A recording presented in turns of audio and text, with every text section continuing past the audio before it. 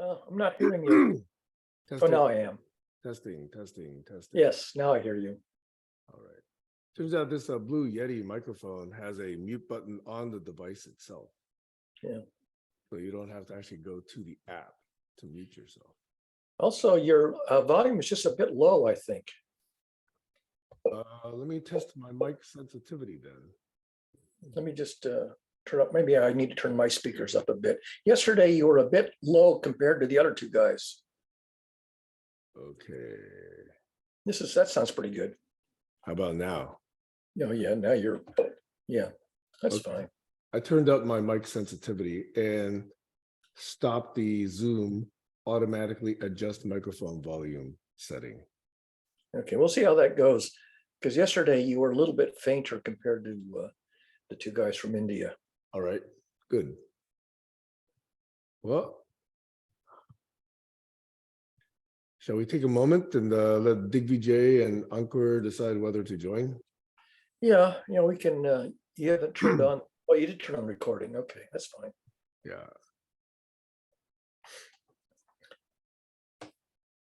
So at least we have some vocabulary terms. Oh, there's a bunch more. In fact, I should share with you my terms and glossary and terms.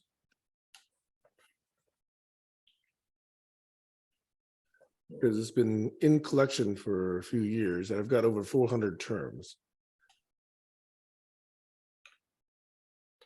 Is that the Google Yes, it's the Google page that we used to write on ages ago? Yes. Yeah, I remember that one.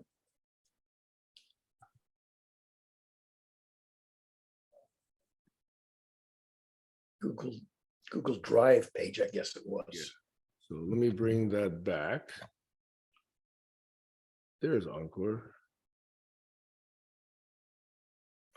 Oh yeah, I need to turn on I made you co-host, Barry. that's good. Let's see, I'm going to show captions because sometimes they're better at it than I am at recognizing.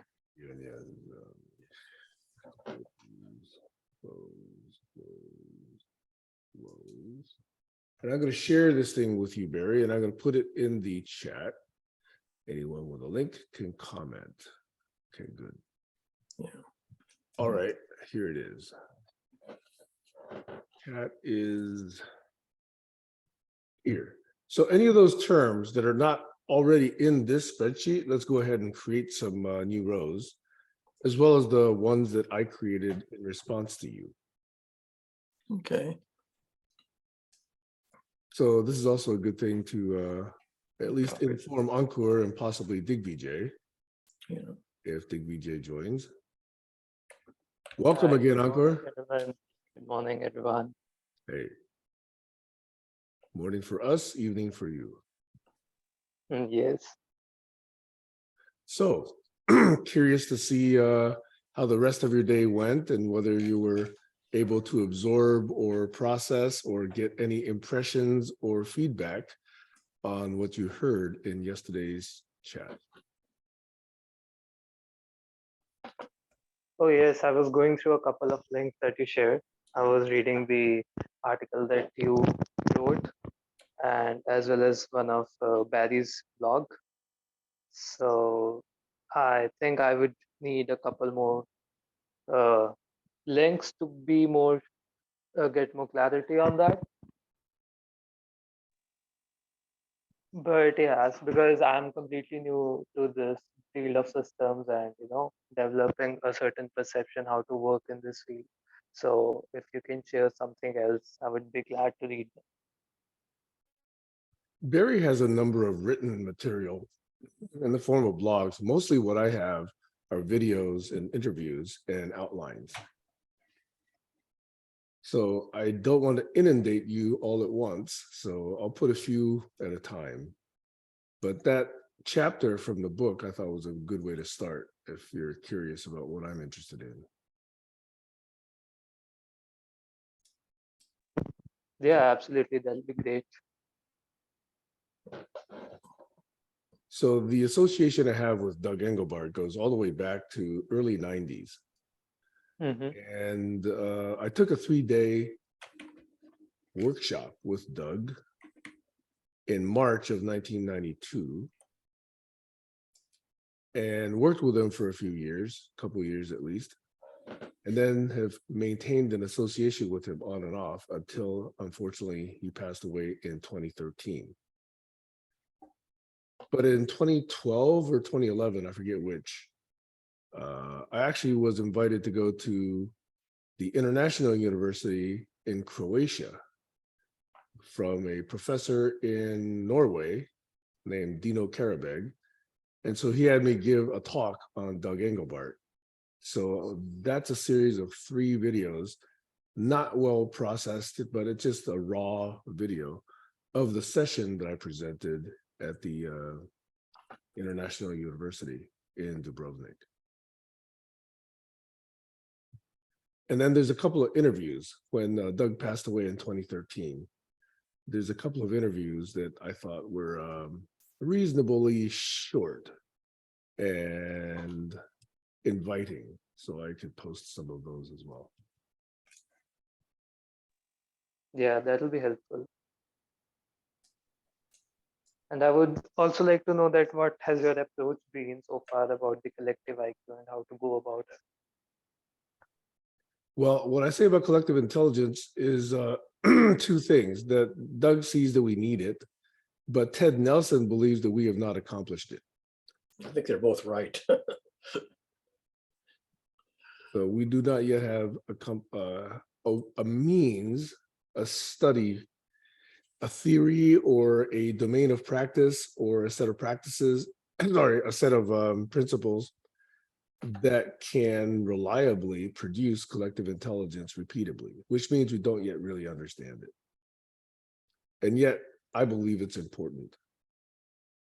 So until we prove Ted wrong, Ted is right. Right. So what are the parameters that we can do research on?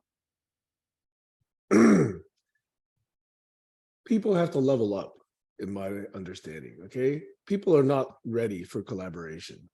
What collaboration to most people means is, I want you to do what I want you to do. That's mostly what collaboration means to most people. Yeah. Most people are not really coming forth with good ideas, anticipating that other people will come with good ideas and trying to create better ideas out of the combination. That is a hard thing. There's ego, there's recognition, there's compensation, there's all kinds of things, you know, factored in all of that. Hubris. So all of that makes it difficult for 2 smart people to get together and produce something smarter. By the way I define collective intelligence, once we understand it, is the following. If we have any size team, call it a team of K members, where K could be 1 or 0, then if you add another Y members to the team, and Y could be 1 or any number of number, that larger team of K plus Y, the result or solution or plan or decision or whatever they make together, if it's provably and reliably no worse than the original team of K, then we understand collective intelligence. The problem is, typically when you add people to a team, you cannot reliably guarantee that the resulting solution is better. Now, for it to not get worse is the bare minimum. So you could just completely disregard them. And I don't really consider that collective intelligence. So the better definition is, if that new set of Y people who join a team can provably and reliably improve what the previous team of K people did, then we understand collective intelligence to some extent. The classic example is this just finished COP27, the the climate conference of the participants, the 27th annual edition of it. And this year's leader was Egypt, and they kind of gamed the system and eliminated content from the report that the majority of people wanted in there. And in particular, it had to do with the ratio of fossil fuels that are still supported. And the majority wanted to downgrade fossil fuels, but Egypt is a big producer of gas.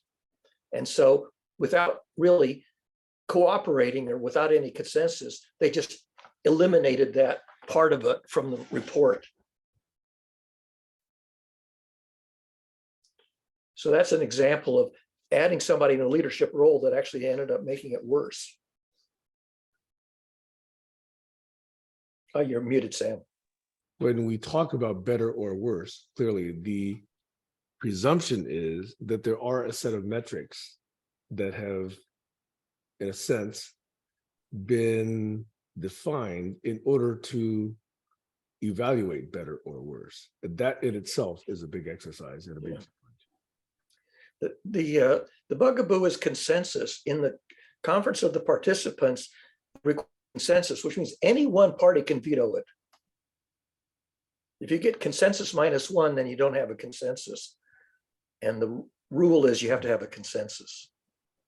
Right. Which, by the way, doesn't evaluate the quality or the merits of the idea itself. Right. It only guarantees that each person gets a veto right, which Yep. again, is not a way to guarantee good results. Right. It almost guarantees that anything will be vetoed by one party, raises that probability very high. Yeah. So even at the very best, in that environment, progress is slow. Yeah, or Worse, non-existent. there is no progress. Yeah.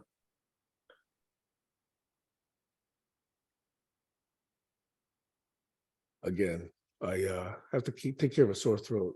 I'm going to go heat up some water for a few seconds. I'll be listening. Okay. I'll just let you know, Ankur, that this morning Sam and I were compiling a list of vocabulary terms that were relevant to the topic of consciousness. We have, I don't know, about 20 or 30 vocabulary terms that we've so far compiled. Okay, and is it in a text form right now, in a documented form yet? Yeah. Now, you're not on Facebook Messenger, are you, Ankur? I am, yes. Okay. Are you in the Collaborology study group No. Messenger? Not on the Facebook. Let Just me give see me a if I- moment, I'll Let me join see it. if I can add you. Oh, wait a minute. I don't think I have you as a Facebook Friend, yeah. friend yet, so I can't add you. Do you have him as a Facebook friend, Sam? No, because I just met virtually yesterday, right? So All right. I don't even know if I'm friends with Digvijay. Well, I could copy it into the chat. It's going to be a little erratic because it's not formatted optimally, but let me start off with the first one. This is what I started off with early this morning. And then Sam added in a list. Let's see if I can copy his list. Yeah, I'm not Facebook friends with Digvijay yet. So then here's some more terms that Sam added. And then I added 2 more terms after that.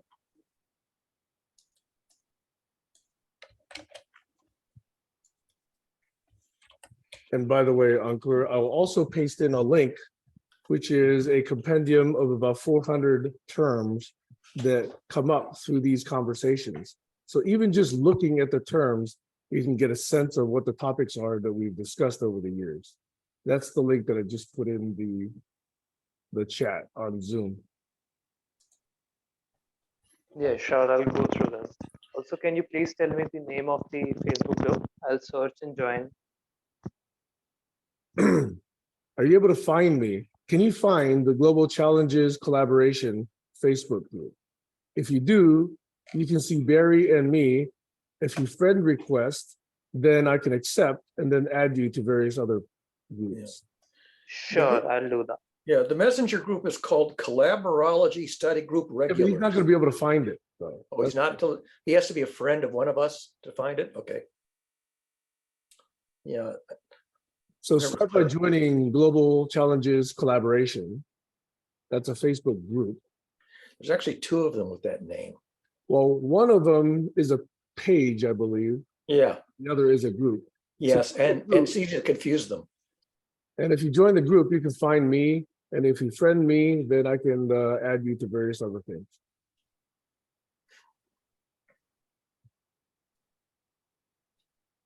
And by the way, if you click on that link to get to the Google Sheet, hopefully you're able to see a list of about 400 terms. Is it? It is showing me this name called Participants of Global Challenges Foundation. It's competition brackets unofficial. Yes, that's the one. And it's got That- basically a picture of all the continents with people depicting the continents. No, it is having a different picture. Okay, wait, let me just send you the link to the group. Yeah, sure. Yeah, there's too many people with your same name and same spelling that I don't know if I could recognize which one is really you. Okay, join this group that I'm about to send you. Okay, here we go. Join this group. You see it? Yes, I'm opening it. And that. Okay, yeah, got it. Here's a better link for that group. That's a better link. Same group. Just with the name instead of the number. Yeah. It's like Join phone numbers and and you Yeah, look. I've joined the group. There you go. Joined 15 seconds ago. Okay, there we go. So now I'm going to check your profile. And I'm going to friend request you. I've sent you a request already. I just confirmed it. Okay. Mhm. So Yeah. now I'm going to the messenger group that Barry was talking about. And I'm going to add you to the global challenges barn raising one. Let's do barn raising first.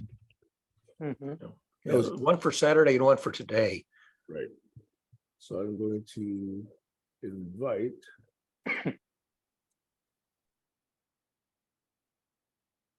Encore. Barry, can you handle that? Because I'm adding Yep. Here comes Joshua. I'm letting him in. a and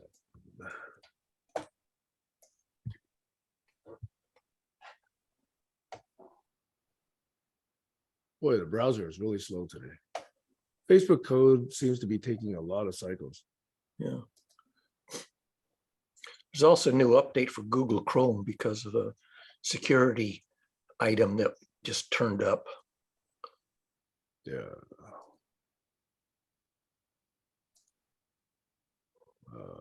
Man, it's not letting me do anything.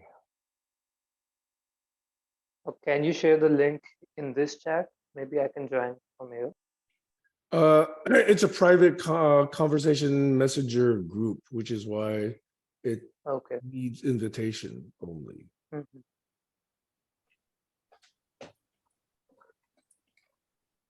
Okay, this browser needs to be restarted. Let's see. People, let me see if I find you now as a member of. Not yet. Member of BCC. No. It's not showing yet up for me. Let's see. Search. I'll just put in a search for Anchor. There it is. Okay, add friend. All right. Joined 2 minutes ago. Yep. Okay. Now let's see. Can I go to the messenger? Can I go to Collaborology? Can I go to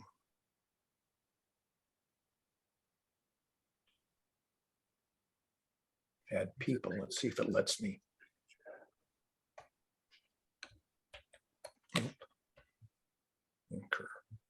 Let me see if this works. You know, I have a fast machine, but Nope. Anchor. slow.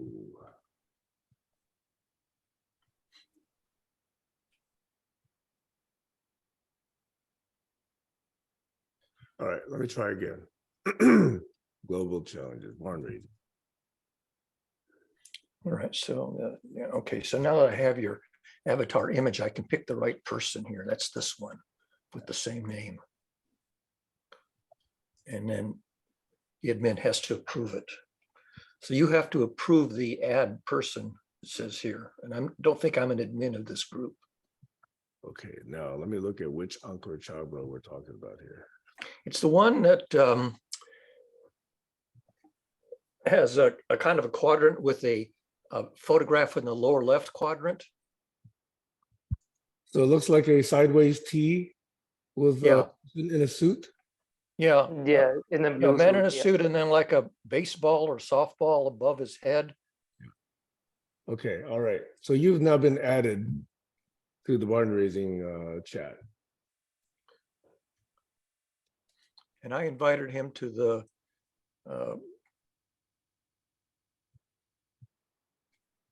let's see.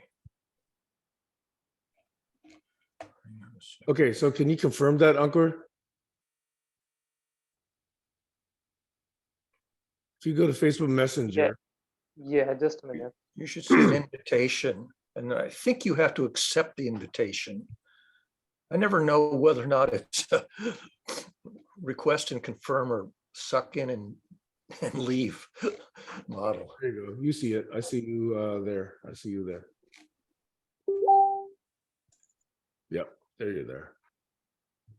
All right, now we can do the same thing with the other group. Okay, I see the high. There you go. React to Let's that. start with barn raising. Let's start with that group and let's see if you enjoy it. Yeah, so again, barn raising is the Saturday session, and Collaborology study group is today's Sunday session. We have separate messenger groups for the 2 different days. Right. Okay. Anybody want to check in? Sort of talk about how they've been since yesterday? Anything that came to mind from yesterday's conversation?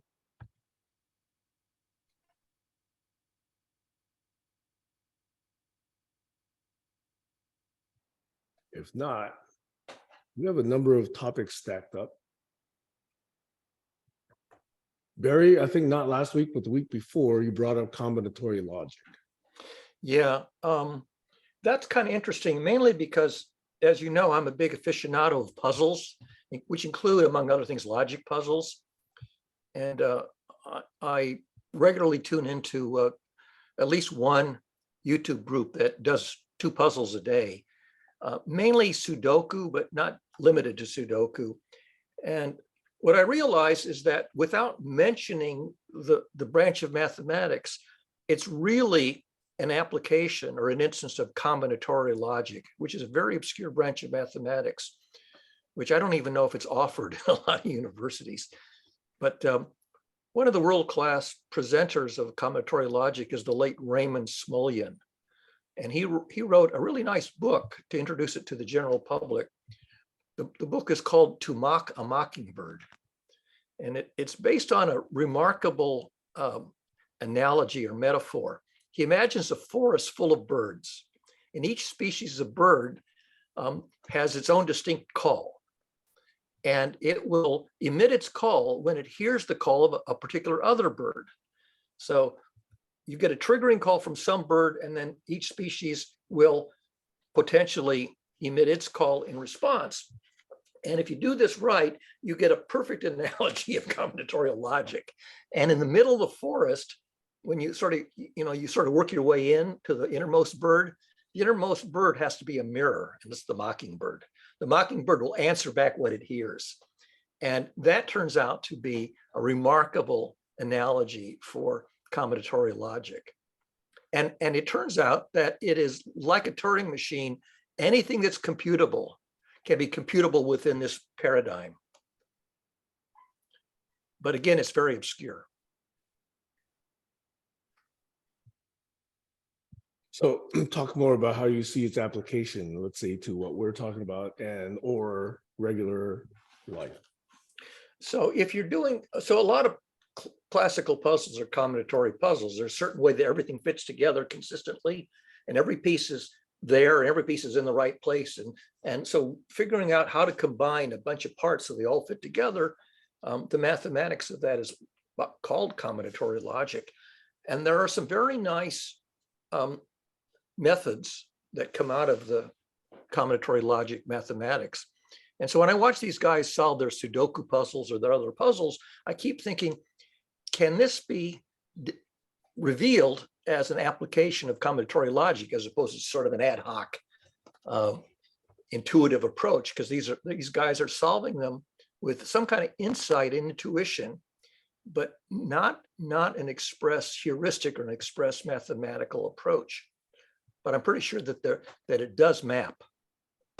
And I've mentioned a couple of times in the comments, can you show that your methodology is an instance of combinatorial logic, as formal logic?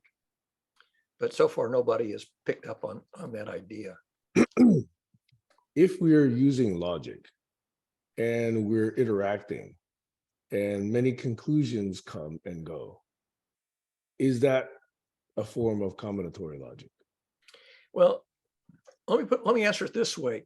When these guys solve these puzzles, what they'll do is they'll consider a possible number that goes in a particular slot, like Sudoku, and then they'll try to falsify it to show that it leads to a contradiction. So they one by one rule out all the incorrect ones that lead to an inconsistency or contradiction until they're left with one consistent possibility.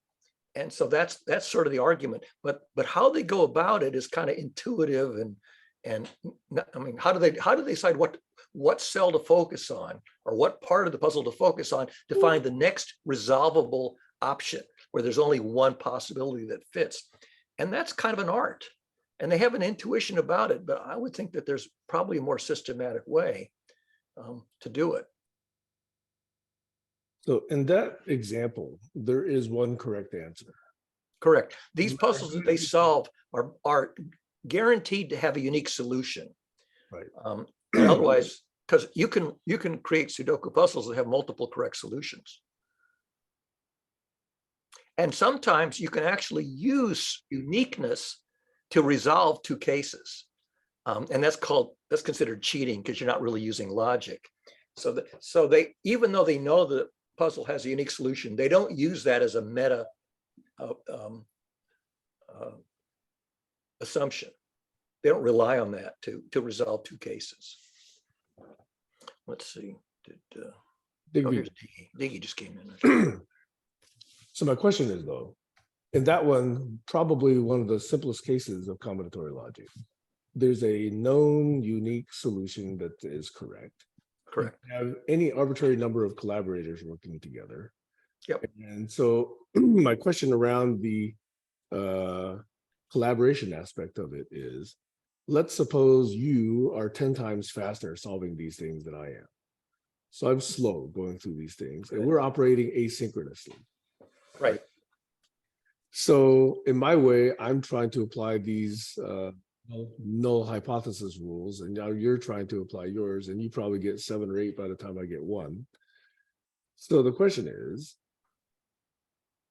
that is, in my understanding of your definition, still combinatorial logic, yes? Yeah, well, you can be using the formal tools of combinatorial logic, or you can just be using intuition and making guesses. I mean, the way a lot of people solve problems is just make a guess and see if it works. Yeah. And the guess may be consistent up to a point, and then downstream you get inconsistency. Then you got to back yourself way up again. Readmit here. Now, one of the things that I observe is when I watch these two British guys solve the puzzles, very often they will overlook the next logical step. And if they overlook it for too long a time, the viewers will be, quote, yelling at the computer, look at this cell, you can see this cell is the one that has, and they recognize the fact that sometimes the viewers are honing in on the next logical step before the solver is.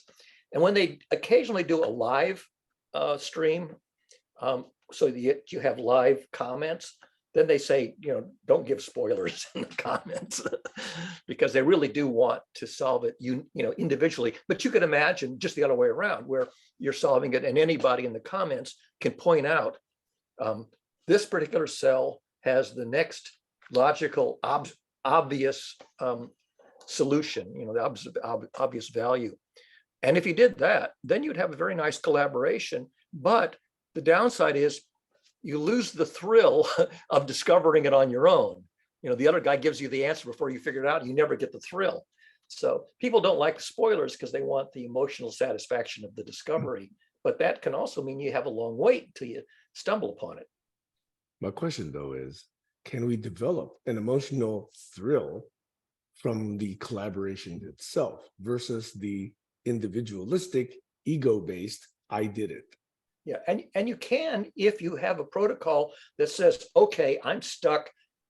Somebody give me a hint. And then you want hints at the level of sort of a mild hint, an intermediate hint, and a giveaway hint. So you could have a protocol where you open the door to accepting hints or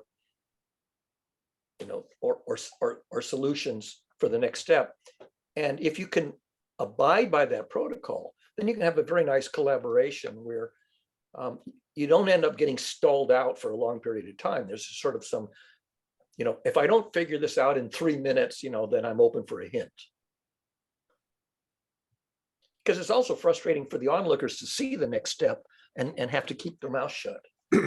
So you have both sides of the emotional frustration and loss of the thrill. So just until someone else decides to direct some conversation, let me ask. So let's say now instead of this this puzzle-based combinatorial logic example, suppose we now go towards a interdisciplinary model. Let's suppose we have a problem where we have a drought in a small town and we have a food distribution problem. Yep. Okay. So there are certain experts that may know more about water and drainage and soil and retention, etc. There's another group of people that know about nutrition, transport, freshness, cold chain, all of that stuff, right?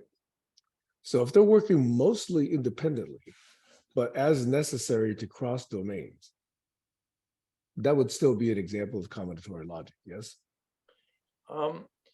Possibly. I mean, it really depends on whether the people are using formal methods or just making wild guesses. Aha. So, I mean, if you're making wild guesses and trying things out, sort of trial and error doesn't really count as combinatorial logic. You really want to use a methodology that's either algorithmic or at least heuristic in some systematic sense. So if you're using an unsystematic method, then you're solving combinatorial logic without using the tools of combinatorial logic. Would you like to inventory those tools? If I were more knowledgeable about combinatorial logic, I would, but I have an appreciation for it, but not mastery of it. Can you give one example of a tool? Well, I think the examples that people are more familiar with, Raymond Smullyan used to publish logic puzzles like in Omni Magazine and places like that. And there's some classical puzzles that were very popular, like you have 3 houses and 3 utilities, and you have to hook up the utilities to all the houses. And sometimes they give these as impossible. There is no solution. And sometimes they give them where there is a unique solution. So there are some classical, kindergarten problems that are of this class, and you can learn methods to solve them systematically from these kindergarten problems, or you can just do a trial and error. So if you want to learn it, you want to start with these kindergarten problems and use the systematic approach as opposed to a haphazard approach. And I know people who were very good at sort of working out these little matrices, and you fill in the X's and the dashes and whatnot in the matrix, and you work your way through ruling things in and ruling things out systematically without wasting a lot of time, haphazardly jumping around. So if one's making guesses, and then you are ruling these guesses out using this systematic test, isn't that still half of combinatorial logic?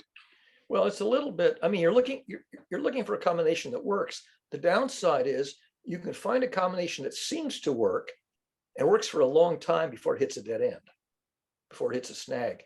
And And in solving puzzles like Sudoku, they call this bifurcation. You have two possible values that can fit in a cell. Pick one and try to solve it from there. And you might spend half an hour before you hit the dead end. And then you go all the way back and pick the other value. So bifurcation is considered a non-logical way to solve it, because you're going down the rabbit hole that leads to a dead end, or you get lucky. So when these two guys solve the puzzles, they absolutely avoid bifurcation. That's sort of ruled out of their methodology, because they want to be able to logically support every number they put in. So they can put in candidates, 2, 3, 4 candidates in a cell, but then they've got to somehow systematically, without going down a long rabbit hole, but sort of in a relatively short fashion, rule them out. I find that debatable, because these search methods are well known, and they are, in some ways, an exhaustive way to find a solution. Now, it is using logic, it is using search.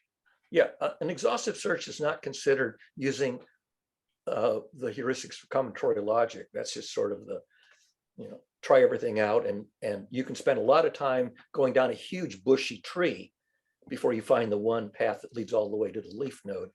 And a lot of what passes for AI today does that. Exactly. And that's why it's not very efficient. It may not find it all because it's just a huge search space. So when these guys demonstrate it, every single step has to be not just a Barry, is it my connection or is it your connection? Can anybody hear me? Am I the one who's frozen? logic path to rule them out. So was I the one that was frozen? Because you were frozen for me. Was it my connection? I actually wasn't watching to see if your image was moving, but maybe, I think it was, because it jumped at the end. Yeah. I think it jumped at the end. Yeah. Too bad. I'm on my satellite dish. Okay. So anyway, the whole point is that in mathematics, you want an elegant, sophisticated way to approach the problem, and not just a haphazard trial and error that can use up enormous amounts of time and energy. I mean, that's like Bitcoin. You have to try every possible value before you find one that answers it. And so the amount of electricity in Bitcoin mining equals the entire electricity production of the country of Austria. You don't want that. That's not elegant. That's not mathematical. That's just, exhaustive search, trial and error. That's And it's not scalable. Yeah.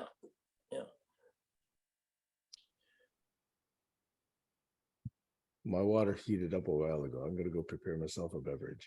Okay. I'll be right back. I'll pause to see if anybody, Joshua's here, Diggy is here. We'll see if anybody wants to unmute and say hello. Hey Barry, how are you doing? Good. Hi Sam. Yeah. Sam wandered over to pour himself some tea, I think. And he's muted, so he can't answer you. Okay. Betty, I have a question. Yeah. Yeah, so you said you worked at Bell Labs, right? So can you tell us a little about that? Yeah, I was at Bell Labs for almost 20 years, the very first professional job of my career, from 1968 to 1987, I think it was. So you had a question about Bell Labs?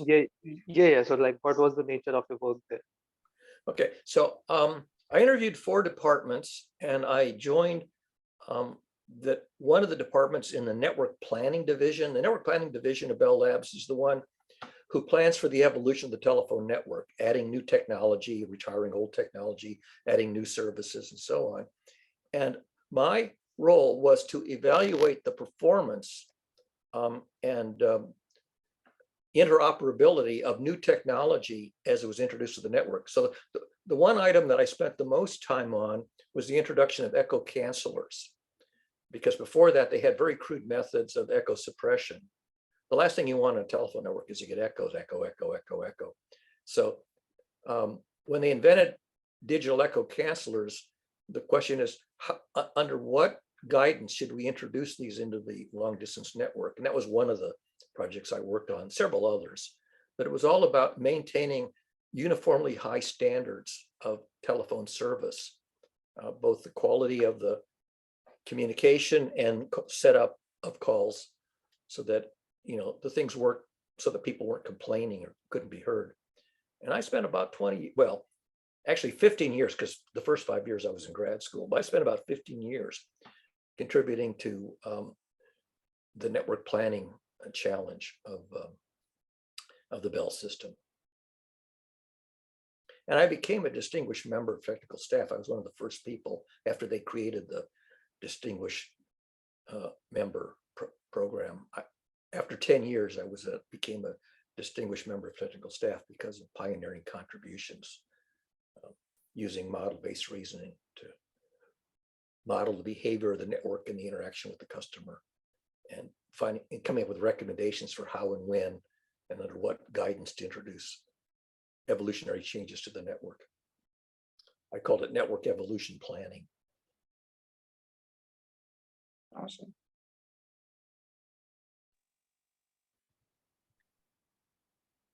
I also really liked the role of being a supervisor and bringing young new members of staff on board and sort of sort of guiding their development. That was a lot of satisfaction of guiding the development of the new hires. So very curious, in that position, was the term systems engineering used? Oh yeah, in fact, there was a whole systems engineering division at Bell Labs, and they mainly worked with Western Electric to engineer the development of new hardware and new software. So a good friend of mine had joined the systems engineering group, and he tells a funny story. Actually, he wrote a song parody about his interview. That was where they're trying to find people who sort of have a good aptitude for systems engineering, and he puts this funny part into the story where a guy is testing him as a candidate for employment. He says it had to do with manhole covers, because you know you have manhole covers in the street over underground cables. And he says, what do you think this manhole cover will be worth in 25 years? And my friend Sue in his song says, I estimate that this manhole cover will be worth somewhere between $5 and $50 million. And the guy says, you're our man. So that was sort of a send up of system engineering. But he actually developed a lot of the technology of fiber optics. This friend of mine, Stu Personic was his name. So I got to meet some really smart people. I was there when the guys were inventing Unix. Brian Kernahan, who has my same initials, BWK. So I learned Unix, when Bell Labs Unix was sort of the only version in existence. I worked with the guy who invented echo cancelers, people who worked on fiber optics, people who worked on cell phone technology, before it was deployed. So I got to meet some really smart people and work with them in terms of working out how to introduce their technology concepts into the real network so that it was going to work.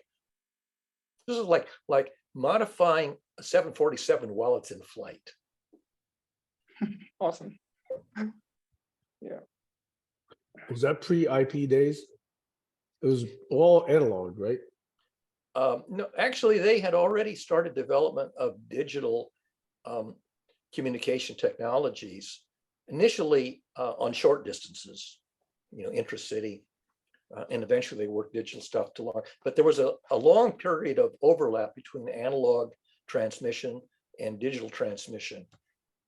And so a lot of it was, at what point can we begin to retire analog and introduce the digital at different locations in the network?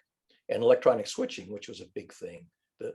It went from mechanical central office switching to electronic central office switching. That was another big advance. So I was present during a lot of this introduction of the digitization of the technology and the communication channels. Mm-hmm. See, the reason I asked that question is because typically these days, I see a lot of interest in companies to hire software developers, product managers, etc. Maybe I'm not looking in the right places, but I don't see as many postings for systems engineers. Could be. Maybe they're being more, systems engineers are such a broad umbrella that maybe they ask for more specific categories under that huge umbrella. Or probably is going, presumed under other titles. Yeah. I mean, you have operations research and I mean, in my case, it was network planning, even though that was considered on the umbrella of system engineering, we actually called it network planning. So yeah, a lot of subcategories become more commonplace nomenclature.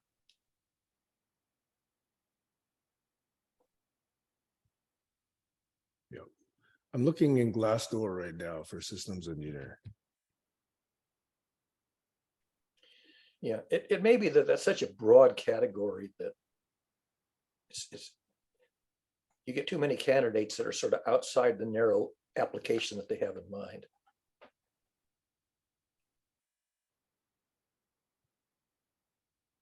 It gives me an average base salary for systems engineers. I'm going to say around $120,000 a year, They roughly. say 112,500. Okay, yeah, that's pretty close. Pretty close. Yeah. Yeah. Yeah. And as I suspect, it's mostly these are, let's see, Northrop Grumman has quite a few. So that's the ex-TRW that I used to work for. Yeah. Lockheed Martin, a competitor. So Yep. yeah, aerospace, defense, definitely in there. Yep. And then a few others. Yeah. But yeah, Northrop Grumman is by far the largest poster of systems engineering jobs. At least if you think about it, the Bell system was called the Bell system from, I think, in the early 1900s. So they actually had the word system in the name, a century, more than a century ago. And so they kind of pioneered, the systematic approach to building a complex telecommunication system. Everything had to work interactively with everything else, compatibly with everything else. okay, well, within the last day, those systems engineer positions are posting with compensation ranging from 52,000 to 190,000 US. Yeah, that sounds about right, depending on whether they have a master's or a PhD and how well they perform on specialized. Like I developed system models for modeling the behavior of the telephone network, for modeling the interaction between the customer and the telephone network. And then I solved these models for optimum parameters, the optimum settings.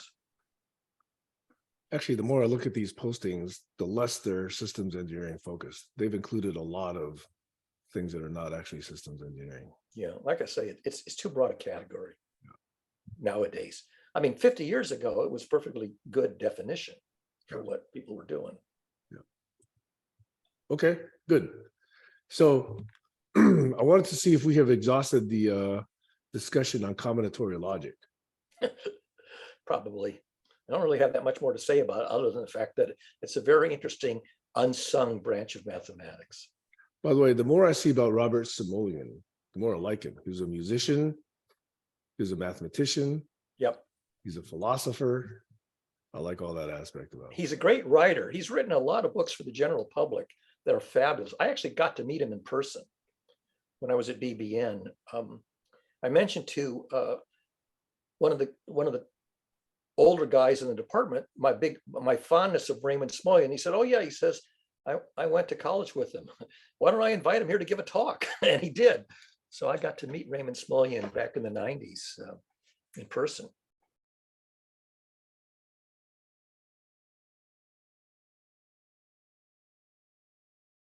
By the way, I ran into his name in the book The Mind's Eye by Hofstadter and Dennett. They included I think two of Smoleon's essays in that book, and that's where I first that would be around 1980. That's where I first ran into his name.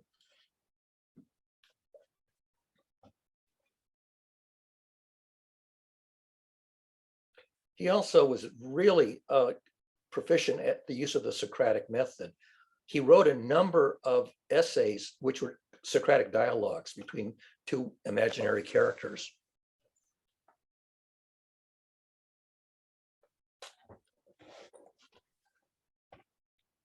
Where is systems thinking headed to in present times? What do you think about that? Like where it's headed? What's Well, where I'd like to believe it's headed is to saving the planet and saving our species from going down the tubes.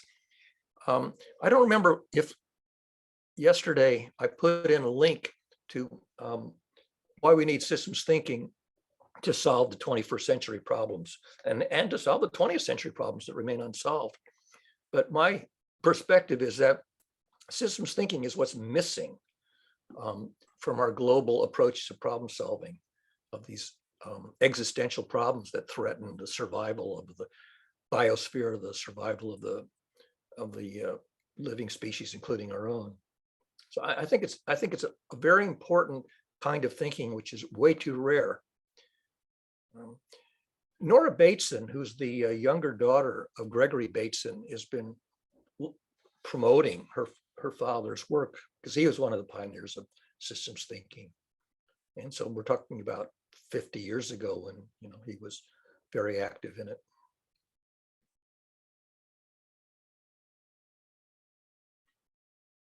I don't know if you recognize the name Gregory Bateson or not, but he's an important founding father of systems thinking. And there's a professor at MIT, Peter Senge, S-E-N-G-E, who teaches systems thinking in management science. And he's responsible for a concept called the learning organization. And he wrote a book called The Fifth Discipline. And the fifth discipline is his name for systems thinking. yeah.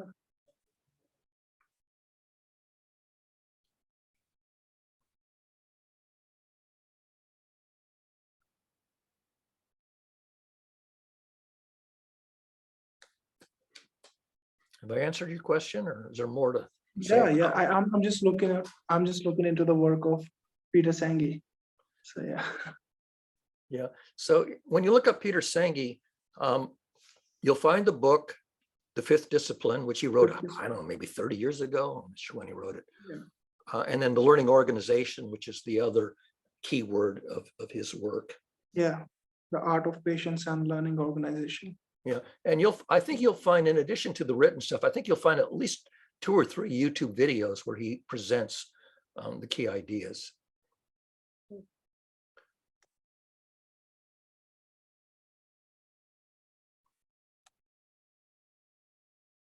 Yeah, there is videos.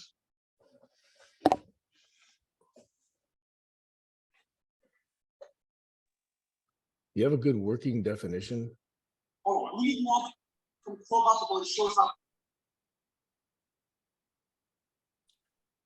Was that in Hindi? I didn't recognize any of those words. Yeah, that's an ad. That's an ad. Quillbot ad. Okay. Working definition of systems thinking. Yes. Well, there are working definitions. I don't know if I could recite a good one off the top of my head, but it's sort of the high level view of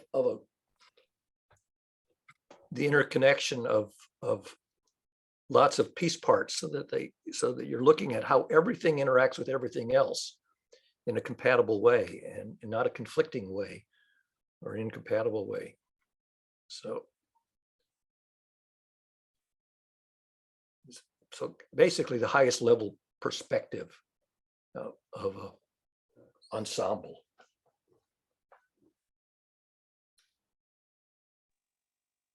Yes, Sam, I have a question. Yes. Yeah, I just shared a link which is for the OpenCourseWare MIT's platform.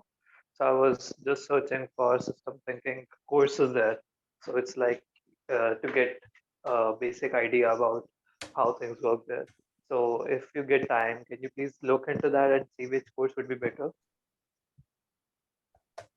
Okay. Key elements of systems thinking.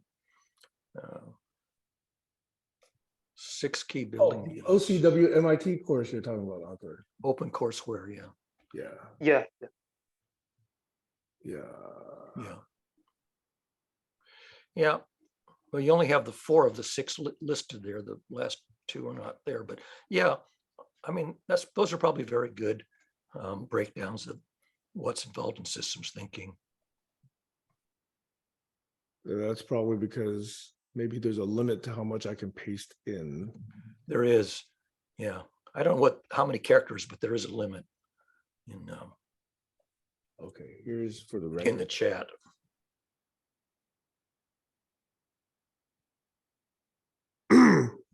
So I'm trying to map some elements that I view are key to some of these 6, like for example, flow and transformation and conservation. Those are notions that I think are foundational to systems thinking, and I'm trying to map it to some of these 6 here. You didn't have the totality of number 4, so I'll paste in the rest of number 4 that got chopped.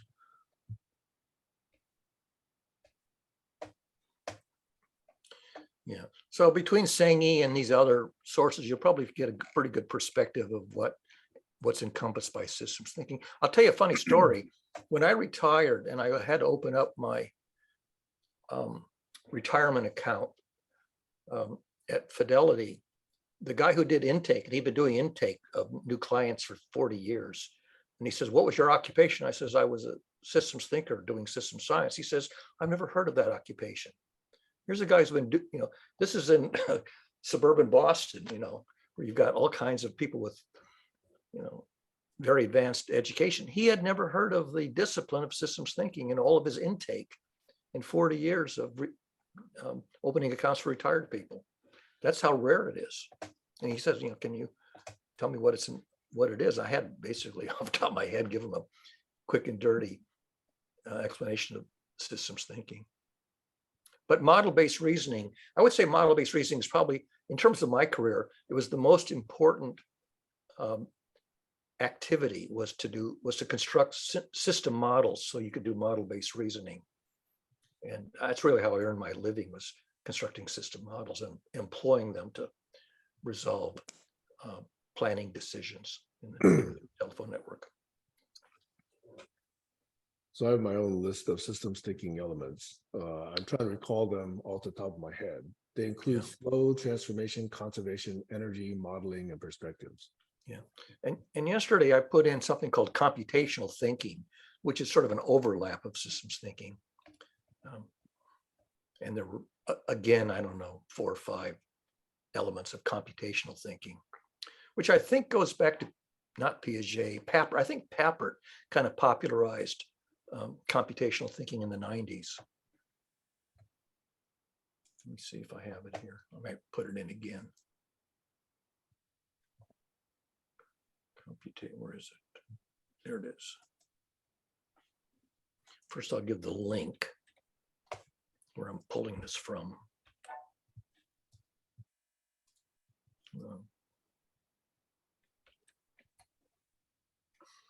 And then and here it is.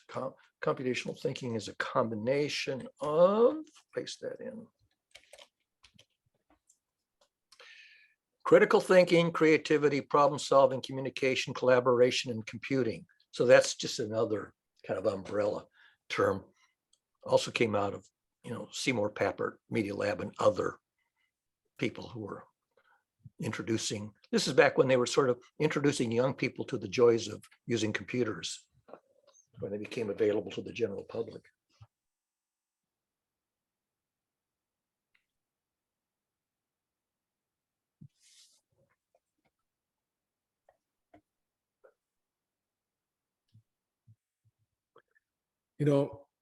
This is Ankur, you asked about this MIT OpenCourseWare. This is a 1-day workshop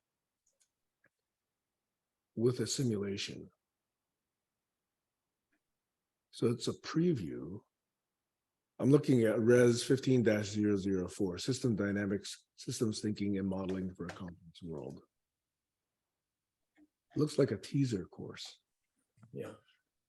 The joys of model-based reasoning.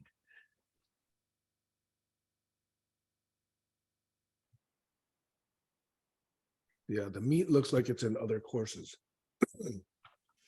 Yeah, it's a survey course then. but it's probably good to get a one-day introduction. Yeah. Well, it's like art appreciation or music appreciation. You want to get an appreciation for the existence of the discipline and what's involved in it. And then maybe out of that, some people will decide to dive into it. Yeah. And I'm not competent to really assess it because I didn't take it. Yeah.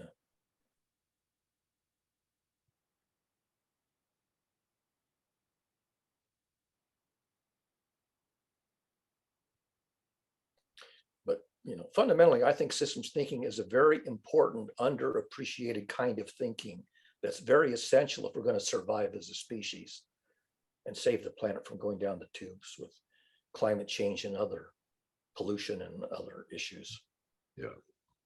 To me, it addresses this one phenomena, which is the problem when you have a lack of coordination, is that a lot of smart people take a look at the available data and say, there's a problem with hunger, or there's a problem with water, or there's a problem with the air, or there's a problem with poor people, or there's a problem with class strife, or there's a problem with racism. So each one of them says, okay, I'm going to put together a foundation, 5 million, 50 million, 500 million, $5 billion, whatever, and I'm going to address that problem. So Bill Gates goes and eradicates malaria with $2 or $3 billion. Okay, somebody else says, I'm going to solve myelin sheathing, in whatever that disease is, MLS, I think. Anyway, so the problem is that if you take a look at what the Millennium Foundation is identified as the 17 ways that the civilization could become extinct, more or less, even if you solve one, you got 16 others, okay? So you got to be able to see the interactions between them, and that, hey, we can solve 15, but the 16th one is still going to kill us if we don't address it. Right. Yeah. So a lot of people are focused on what they think is important. Like somebody says, I will devote myself to water. Grand vision, right? Worthwhile cause, probably go to heaven if they believe in God. But still, if everybody else in the world is denying climate change, as for example, many in the US are denying, and they prevent it from being addressed, or research into it being funded, or deny the results of scientific inquiry, then that is still out there, even if we solve these other 15 problems. Right. So a systems approach says, if we really want to survive, pretty much all of them have to be addressed. And the problem now is, in order to do that coordination, it's very expensive. Agreement is expensive. It takes time. Values, alignment is very expensive. It takes a lot of time. And it takes a lot of deep discussion, not necessarily rational. And that also makes it more difficult. What Sam is talking about, there's a toy or a game in the West called whack-a-mole. I don't know if you're familiar with whack-a-mole outside the US, but it's a game where each of these little puppet creatures pop up out of a hole and you bash it down, but underneath it there's this intricate mechanism that causes one or more other ones to pop up elsewhere. And the idea is to get them all down. And it's a classical metaphor for the systems thinking. This is like Sam says, you get 15 of them down, but the 16th one over there pops up as the one you didn't consider as part of the interactive connection. And so if you know the whack-a-mole game, it's a great metaphor for systems thinking or systems problem solving. Finding all the relevant interactive factors and driving them all down to ensemble instead of focusing on just one of them at a time. Even if I do a search on systems thinking, I still see a lot of discussion that discusses it from the outside, but it doesn't really say what it is. Yeah. You really have to spend a good semester to sort of wrap your brain around the whole concept. But systems thinking, although the term systems thinking is 20th century, there were people who were doing systems thinking, all the way back to biblical times. They were the pioneers of what we today call systems thinking, among them theologians and prophets were people who were employing a kind of systems thinking before it was a discipline. And they would anticipate, downstream dangers that, the culture was engaged in a practice which was bound to end up, creating a tragedy. And they would try to anticipate or predict these dangers and wake people up about it. And so they were called prophets or seers or sages.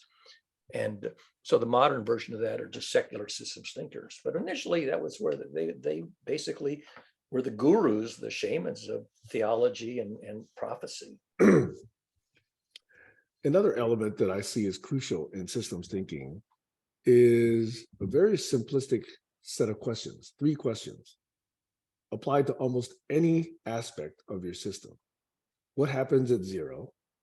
What happens at 1? What happens at infinity? Yeah. Yep. I think you need to have that to really understand and have a comprehensive understanding of your system. Right. And that's where chaos theory really plays an important role, because you can say, I'll start with the initial conditions at 0, and I can compute what's going to happen next in 1 unit of time. But can you predict the evolution for arbitrary amounts of time, and will it go chaotic? And until the 20th century, they didn't really understand, under what conditions systems would go chaotic over the long term. But that turns out to be really important to appreciate the mathematics of chaos theory and the insights we get from studying that. Not just time either, every dimension. Yeah. Well, by the way, that reminds me of a great, this is something that I'd love to have animated, but I don't have the chops animated. Imagine that you start off and you're trying to go down a perfectly straight line from where you are, off to infinity in a straight line. But it's almost impossible to walk a straight line without having some systematic bias left to right. So suppose you're trying to walk a straight line, but you've got a systematic but tiny bias. That means that you're going to wander around and eventually come back roughly to where you began. You're going to actually make it more like a circle instead of a line. And you go, and then you have this deja vu. I've been here before, Well, once you go around a loop where you think you're going in a straight line, but actually you're traversing a circular path. A circular path defines a plane. So now instead of going down a line, you're actually traversing a plane. And in mathematics, there's a very powerful idea that for every plane, there is a normal exit. And so you can continue to go around a circle, but if you can gain a little elevation in the z direction, you're now not stuck in a plane, you're in a 3-dimensional space. You still go around in circles, but gaining distance in the z direction. Now imagine that you're trying to maintain this ascent in straight up, but again, you're kind of systematically skewed. So in fact, your helix is kind of winding around. And pretty soon it comes back around to where you started. So you've been tracing a circle around the outside of a donut. You're winding around the donut. And you think, oh, now I've got meta deja vu. I've got this more complicated circuitous route that closes on itself on the surface of a donut, but not to worry because there's a hole in the donut. So again, the normal direction is as you come around the donut, you want to add movement off to one side. And you can keep doing this indefinitely. Every time that you end up looping on yourself, you can always add a new dimension perpendicular or normal to the space that you've defined. And mathematically, that's Hilbert space. I mean, that's really adding a normal dimension to exit out of the space you're trapped in, the manifold you're trapped in. And that really needs to be animated, because I can sort of do it, with trying to do it with my finger. But I would love somebody who has really good chops at animation to try to show this process of adding a normal exit to every space that you're trapped in. And you end up with an arbitrary dimensional Hilbert space, which is fundamental in mathematics. And model-based reasoning, because you're looking at complex dimensions with, a complex perspective. Right. The normal exit, the perpendicular exit, to adding an orthogonal dimension to the manifold that you're trapped in. So I added a quick note just to be nitpicky with my OCD, Barry. That's assuming your bias is relatively constant. Yeah, I mean, when I get circle, I mean, yeah, it can be sort of an arbitrary loop, but yeah, for simplicity, just let it be a perfect circle. You can get across the idea. And the animation is much easier if you have the curvature, constant. Yeah. Given more time, I would be more systemic in my listing of my parameters of systems thinking. Yeah. Sam, I mean, Josh has his hand up. Hello, I just wanted to say hi and just come into the conversation. And Hi, Joshua, how are you? I'm great, Diggy. Is this your friend you were telling me, Encore? Yeah. Nice to meet you, Encore. I'm Joshua. Hi, Joshua. Nice to meet you. My pleasure. Diggy was saying good things, and you're an astrophysicist. Is that right? Yeah, on the verge of becoming one. Oh, wonderful. Yeah, we got Is- to meet Encore yesterday. Yeah, Yeah, he was done yesterday for the first time. I was excited, Barry. I've been thinking a lot about the paper that we were discussing the last couple of weeks that you wrote some 30 years ago. And I was just curious. My head is really just at learning new things. Like I hear everyone talk about what we already know, but I want to know what we don't know. I think that's what I'm excited about.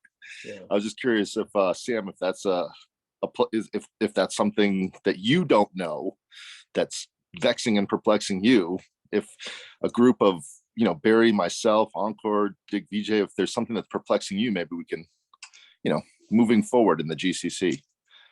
I think in this particular group, the line of questioning that I'm pursuing right now is foundational to this particular conversation. Like, what is systems thinking? Sam What- just froze. Now you're back. Sorry, how much of that did you hear? Because I was saying You lost about 3 seconds. the line of questioning I'm going after is what is systems thinking, so that we can really properly understand it and apply it.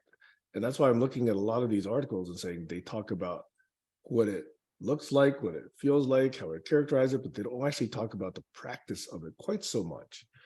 Some do, but most of it is all, stuff. If you do systems thinking, this is what happens, but they don't actually dig a lot into the systems thinking itself, or at least that's the way I'm reading some of these first page hits.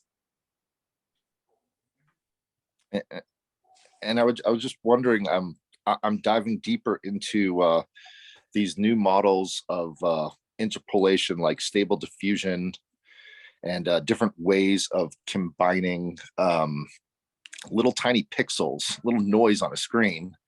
And it's sort of, they've said this before, that there's more possibilities on a 32 by 32 grid of pixels than all atoms in the universe. And I'm still trying to wrap my head around that. That's why. In fact, I believe 19 by 19 is sufficient because that's the size of a Go board. Mm-hmm. And Although there's only 3 states of a Go board: blank, black, and white. Whereas pixels can be 256 colors per pixel or whatever number you like. So that really gives you the curse of dimensionality. It really blows up fast if you have more than 3 values for every cell. And then we were talking about refraction of light too, because then you have to also take into account, I'm trying to understand exactly what this dimensional space of consciousness is. I'll just say that the hard word, what are we actually doing? And as far as systems thinking, does it matter what the system is as much as what it actually creates? Meaning, what is the picture we want to bring into existence in clarity of thought, of reason, of mind, instead of saying the problem with the problem is that this picture doesn't have a good, there's more possibilities of creation than anything we could ever imagine. Like, in other words, can't we create any world that we want to, even if you're going against the sun? What is there really a problem? I guess sorry, I'm not being eloquent. Do we actually have a problem, or are we creating the problem to solve? Do we have a system that we all agree is the same model, or are we just constantly arguing about the different models that it possibly could be? Does that make sense, Barry? Physicists don't agree on the quote unquote standard model. There is a standard model, but they know that the standard model is incomplete and in some ways inconsistent, because the quantum mechanics piece of it is inconsistent with the relativity piece of it. And so they know that the models we have today are incomplete and or inconsistent. And they've been trying for 100 years to come up with a model where you can integrate general relativity with quantum mechanics and have something that all hangs together without contradictions. So you have different interpretations of the math. You can get a mathematical model. It's like a curve fit. It makes good predictions, but it doesn't give you any explanatory power. It doesn't explain, you can find a trend, you go, I can see the trend. I can even use a curve fit to predict it, but I don't learn anything. I don't understand why it's that way. So you want a model that only gives you accurate predictions, but has very good explanatory and diagnostic power. And that's what's missing from a lot of quantum mechanics. Lacks explanatory power. You wanted to say something, Josh? Yeah, I was just saying I'm trying to make an actual model in this pentalog that we have with the 5 people. So there's you, Barry, there's Sam, there's myself. I'm not sure Ankur, or I know Diggy, I think is in his 20s. So I'm saying we have like a few generations here. It's kind of awesome and amazing. 3 generations. Well, decades I meant. Yeah. Not generate. I'm in my Generate. 70s. Ankur and Diggy are, I think, in their 20s. So to be a little bit more crass, I come from the Bronx where my friend was 13 when he had his first kid. So every 13 years you could have a kid, basically, roughly, is what I'm trying to say. I mean, that's not a generation, so to It's half a speak. generation. It is in some third world countries, and it is up in the Bronx. And I'm just trying to say, some people, you have your King Sierra at 15. I don't know how does it work in India, Ankur or DJ? What is the average age that generations start? Like kids have kids, basically. Earlier it used to be around early 20s, around 24, 25, a person would get married and then settle down and have kids. But nowadays, people prefer going up to late 20s and even early 30s to have a kid first. So that's how it is going on. So About the roughly same. what, 20 years, would you say, Barry, or 25? Like on average, I'm saying the whole globe. I'm not 20, talking. 25, I guess. For Because middle that- class, I would say 25 to 30. Maybe for the working class, a little bit younger. But very few people are in the middle class in the world. I know, but they're the ones that you hear from because they're Right. literate and they communicate. And the Well, working no. class, you almost never hear from. Well, there's a lot of literate people. We're just not literate in their language. Yeah. I mean, it's hard to say. Like, to me, it's just reeks of like academia of like, okay, well, they don't speak this language. They didn't learn this mathematics. So therefore they're stupid. Well, they're just not communicating a language that any of us can decode. I mean, it takes a long time to decode content that was prepared in other languages. You have to find a good translator. If they're the majority and we're the minority, shouldn't we learn their language? Well, except how many of their languages, plural, do we have to learn? Do we have to learn, a dozen languages? Well, so we all agree that the language that we want to speak in is mathematics. Is that a good agreement? Like, Well, mathematics is at least a reasonably universal language. I This is agree. science. I Yeah. think so too. And the narratives that you can write. So if you take the mathematics that's developed in some country and you look at the narrative, explains it in their language, the narratives in English don't necessarily agree with the narratives in German or French or Spanish or whatever other, Chinese, whatever other languages. The narratives tend to be very dissimilar when you consider translations. Yeah, I just want to all speak the same language so then we can move forward. I guess this is my ask, like attention times mechanism equals success. It's the Tower of Babel problem. They recognized the Tower of Babel problem way back at the beginning of biblical writing, that we had too damn many languages, and that even if you can do a translation, what was that ding dong? Did I miss somebody? It's the duck herder coming in, AKA Sam. Okay. So there are people who are literate in lots of languages, and I give them a lot of credit. But at least for people like me, if I had spent all my time in the humanities and languages, I never would have gotten any good in math, because I had to spend pretty much 95% of my educational attention on the math, and also English, because I wanted to be able to communicate in narrative. But I had to give up, speaking foreign languages. Just I didn't have the capacity to do multiple languages. I'm trying to learn your language, Barry, which is mathematics. I'm probably at like a second grade level in mathematics, and I feel like I'm in a room with people that have PhDs. Yeah. Well, So I'm that's trying. that's the problem, is that we try to take mathematics and turn it into a narrative that doesn't do an injustice to the math. But some of the math is you just can't come up with a narrative that does it justice. And so you do the best you can, but then people get a misunderstanding. And the classical example is Schrodinger's wave equation. It's a piece of mathematics, it's just a few symbols. And there are, within the scope of physics, there's like half a dozen interpretations of it which disagree with each other. And has ever come up with one agreement so we can move forward past Schrodinger's equation to let's say Anker's equation or Sam's equation? So I've been following, this conflict between the Copenhagen interpretation, I forget all the names of them, many worlds interpretation, the de Broglie interpretation, and one of the pioneers who's still alive is David Mermin, who worked with Feynman. And David Mermin, quite recently, I think maybe in the last 10 or 15 years, abandoned all the conventional interpretations in favor of one that almost nobody ever talks about, called quantum Bayesianism or cubism. Quantum Bayesianism, basically, if you ever learn something called Bayes' theorem or Bayesian inference, that's really it's just Bayesian inference applied to interpreting Schrodinger's equation. And suddenly it all makes sense. And Mermin was one of the first well-known aficionados to say cubism is the correct way to interpret the mathematics. That's what I think going on for civilization among civilization forever. Like one civilization is built on one type of agreement. And there was a famous comedian, he said, how do I know that time has been hijacked? Because the Catholics created time. We're all speaking in their time. Like when we meet on this conversation, it's because of the Roman calendar. Whereas there's a lot of calendars in the world. Yeah.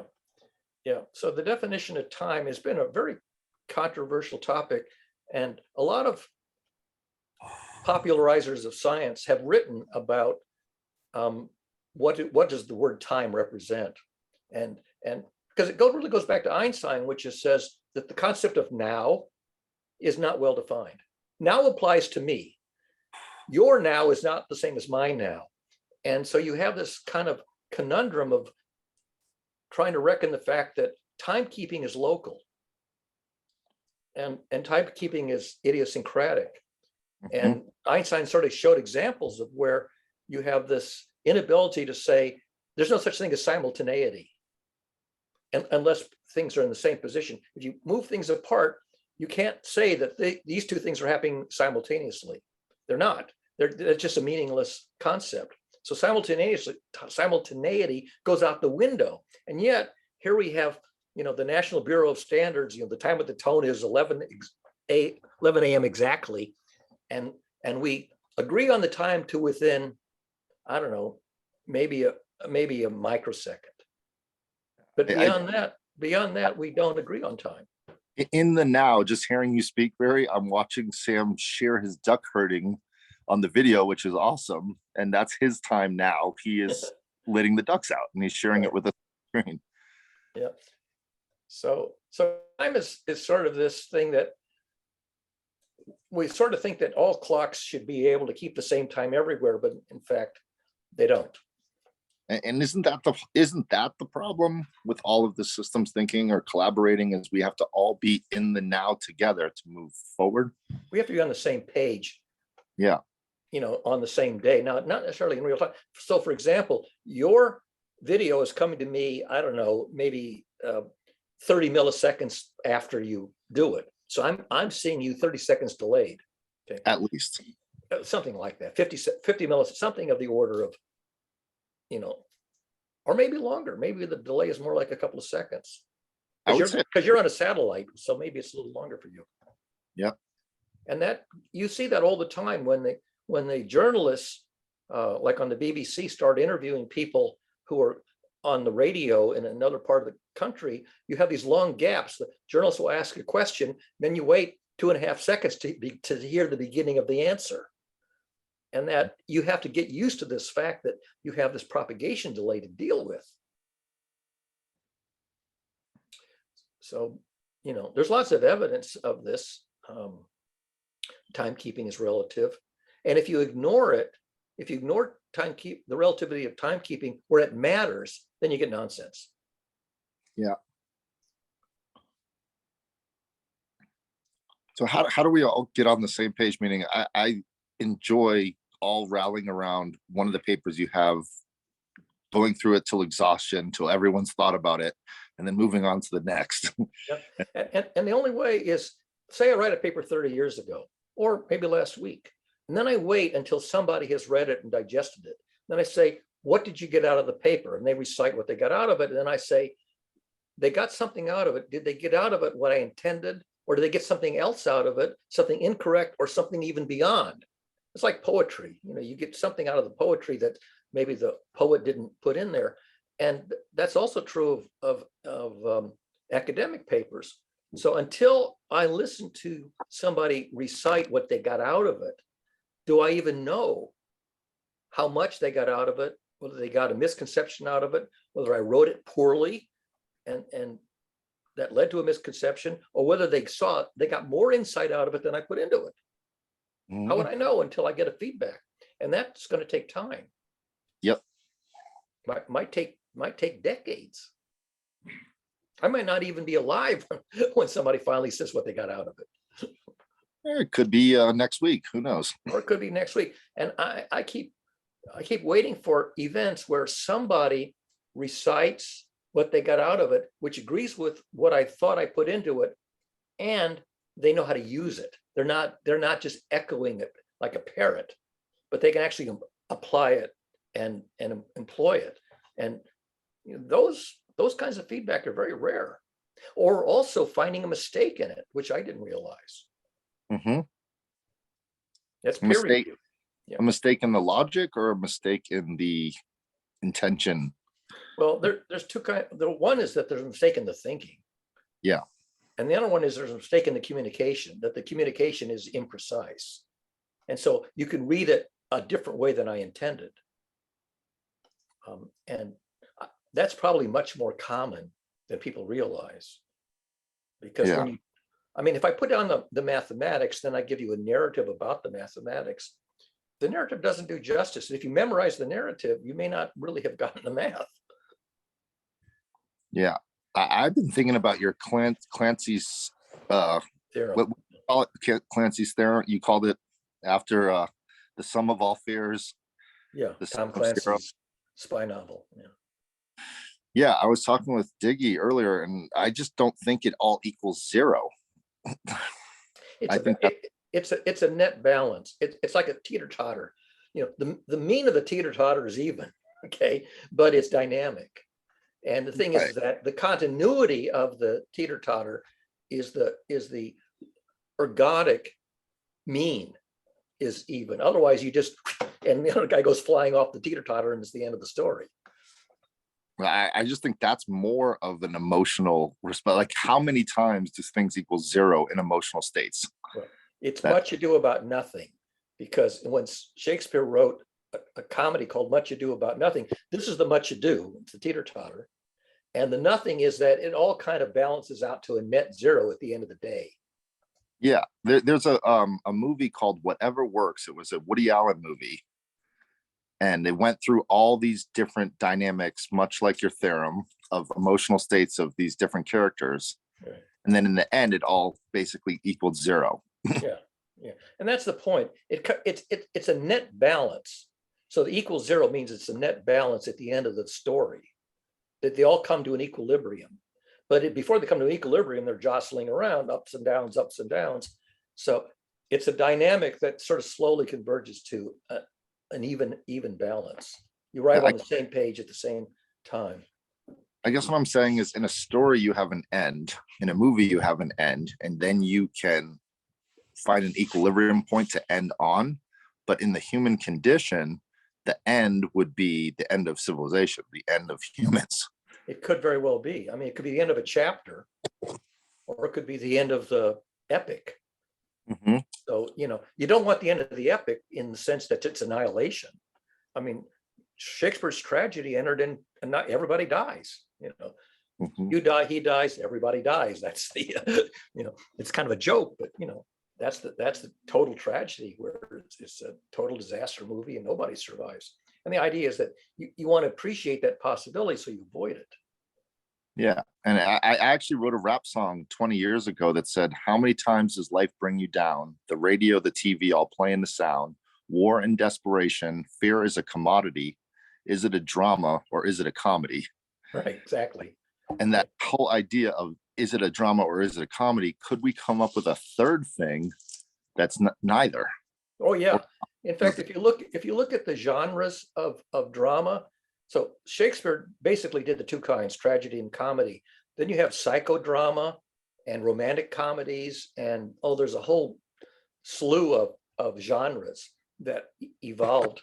Sitcoms. Well, it's also comedy, but yeah, psychodrama is much more modern. Was it Edward Albee who wrote the most famous psychodrama, Who's Afraid of Virginia Woolf? I think it was, if I'm remembering right. So there are genres which are richer, like soap operas are richer than what Shakespeare conceived of. And soap operas are very popular in the 20th century on television. I mean, they never ended. So I'm curious to hear what Diggy or Ankur or Sam thinks. Is that okay if I open it up, Diggy? Yeah. So, yeah, carry on. I'm listening to you. I'm just curious, like, what are your thoughts on system thinking, Diggy? Well, I'm just exploring it for now. Well, because I've been introduced to system thinking because of this group, and I'm like, what I've got out of it is how to convert a big chunk into a digestible size of pieces and then scale it. Because that way you have much more control on situations. Just like it's very hard to maneuver a pack of 100,000 people, then dividing the leads onto like 5,000 or 10,000 people and having a leader over those packs. So I think that way, for me, system thinking is like how to approach thinking in a very modest form. That's what I think. And modest, can you dive a little deeper into what it means to be modest, like modest thinking? Modest mean what I would say, not overloading the system itself.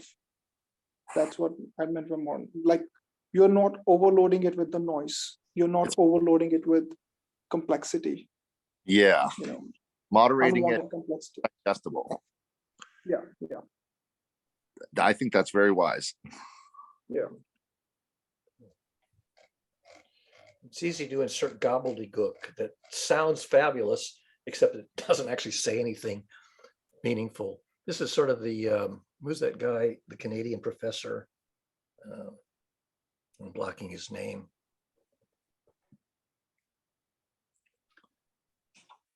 Talking Very about pop- Jordan. Say again? I would just the popular one in pop culture is Jordan Peterson as a Canadian Yeah, professor. Jordan Peterson. A lot of his stuff is gobbledygook. It's Mhm. like it's like what's that city across the bay from San Francisco? There's no there. Cow. Boy, I tell you, my name recall is really sucks. It's okay. Mine's terrible usually.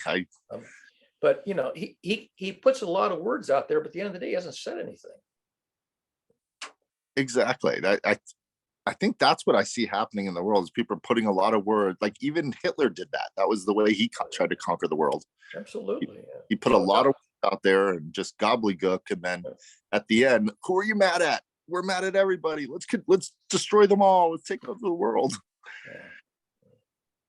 Like who instead of who do we agree with? Oh, we love the Malaysians. Let's partner with them. And like I just see us everyone trying to disconnect as opposed to reconnect. Well, yeah, Brene Brown points out that connection is very powerful and very difficult. And if you connect, it is very satisfying, but it's really, really hard to make a connection. That's valid. Are you familiar with that, Diggy or Sam or Ankur, the Brene Brown? Or No, I know about the Jordan Peterson, but not about the Brown. did you want to speak on that, Barry? If I remember right, she had, what was the word that she uses all the time for it's like being sincere or leaning into what was the word that she uses all the time? Well, I thought it was connection, but maybe you're thinking of a different word than that.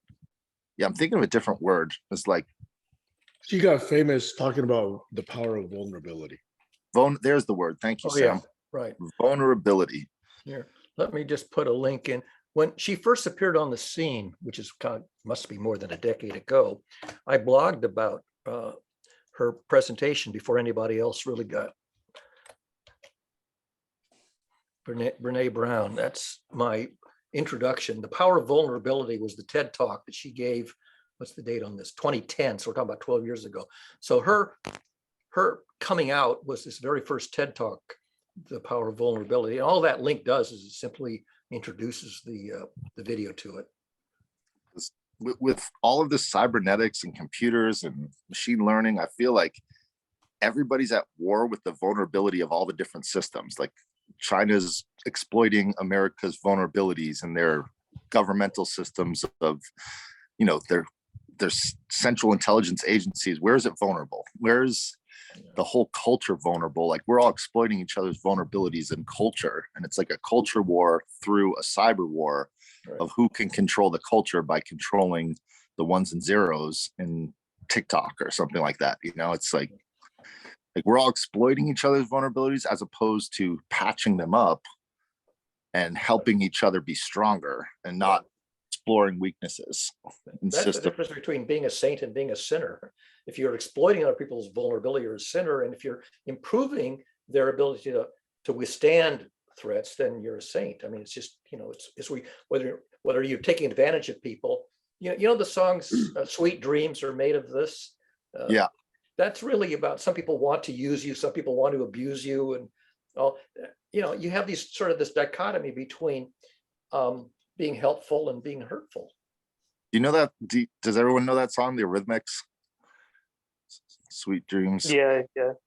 It dates back, I don't know, 30 years or something. 1980, I believe it came out. I remember when I was a kid. Yeah, so 42 years ago then. Yeah. But I think you're kind of nailing it, because the story my dad told me when I was, I think, 6, was the difference between heaven and hell was the parable of the spoons. Oh, where yeah. the long spoons and the people in hell are trying to eat themselves, and they're smacking the food all over themselves because the spoons are so long, and the people in heaven are feeding each other. Exactly. I always think about that, because I feel like if we all took our resources and our technologies and our understandings and patched up that vulnerability of the food falling on the floor and just caught every drop into each other's mouths, then we'd have plenty enough to eat. Yeah. Metaphorically. That's the tragedy of our culture, is especially in the US, where it's a very competitive culture. Our culture is far more competitive, I think, than most countries. You know, corporatism and competitive economics. Studying nature is like when you have a system, an ecological system, and the top predator, the apex predator at the top of it, if they are allowing a feedback loop to the bottom of the chain, meaning they die and the mycelium and the fungus uses their thermodynamics, their bodies as actual fuel to feed the bottom of the system. Right. Like that's kind of a perfect loop in nature. Yeah. Because nothing can kill them except for themselves die of starvation. You know, when the Columbine high school massacre happened in 1999, I bothered to look up why the name Columbine is a plant. And the Columbine plant grows very tall and becomes top heavy. And because it's tall and top heavy, it is weak at the base and falls over. Yeah. And I thought that was really quite an ironic name for the high school, because it had pumped up a lot of energy from the ground to the top, became top heavy, and then died and fell over. And that's sort of the cycle of reaching for the sky and becoming unstable. Yeah. You know, top heavy things fall over.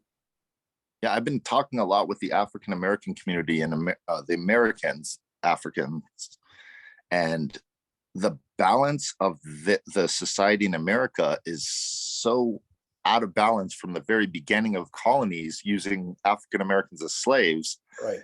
So top heavy that it's like falling over right now in America. Exactly. That metaphor, which is a metaphor from nature, you know, that very tall plants are going to fall over before the short plants. And that's exactly what happens in our economy, where you exploit the worker class and you pump all the wealth to the top. And then it's like Elon Musk is top heavy. Yeah.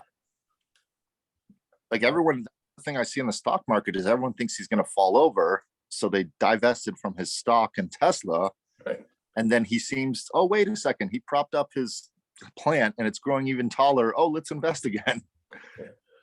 So, but that's where you look for the short-term gains, and you know that eventually it's going to topple. You want to get out. You want to, sell out before the fall. Yeah. Buy low, sell high before it goes, bankrupt or. Yeah. In that analogy, I keep thinking of sunflowers because they can go really high up, but they get so big that they're top heavy, Right. and then all fall to the ground. Exactly. So, that's a kind of systems thinking where you do an analogy from nature back to a synthetic economy, and you appreciate these dynamics where the average person is oblivious of them. Yeah, that's how I feel about this whole cryptocurrency. Is it got so top heavy. I mean, when it first started, I was researching it in 2012 and it was so small. And they use the analogy of a boat. It's like a little tiny sailboat going against economies that are huge, massive aircraft carriers. Right. And it is so volatile, it can just get blown in the wind. But Yeah. the more fear it got, the more it actually moved the entire stock market of America at, I think it got up to almost $1 trillion valuation. Yeah, it's very, very volatile. And that's where, people have to have anticipation and expectations. And of course, predicting the future. What was it? Yogi Berra said, it's very hard to make predictions, especially about the future. Yeah. And that I always go back to Buckminster Fuller's idea of a trim tab. Yeah.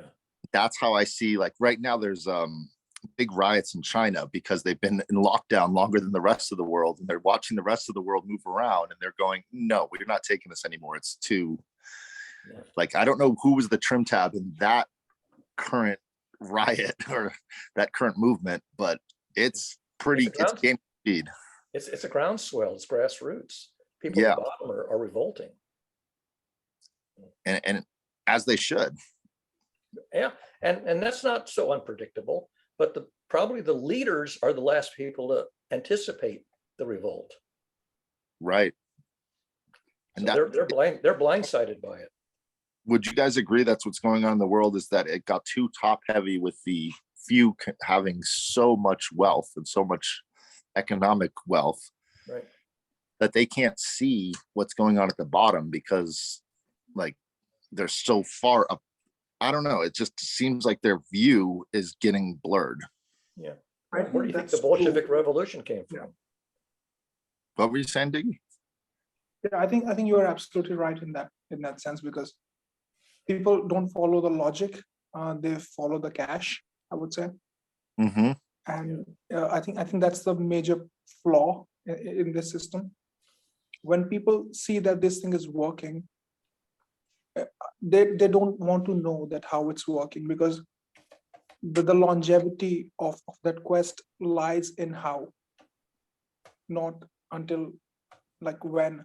Because if we see clearly that there are trends which come and go, and the only way you can bet on anything, it's by predicting its longevity, at least not exactly predicting, but at least having an idea about it, right?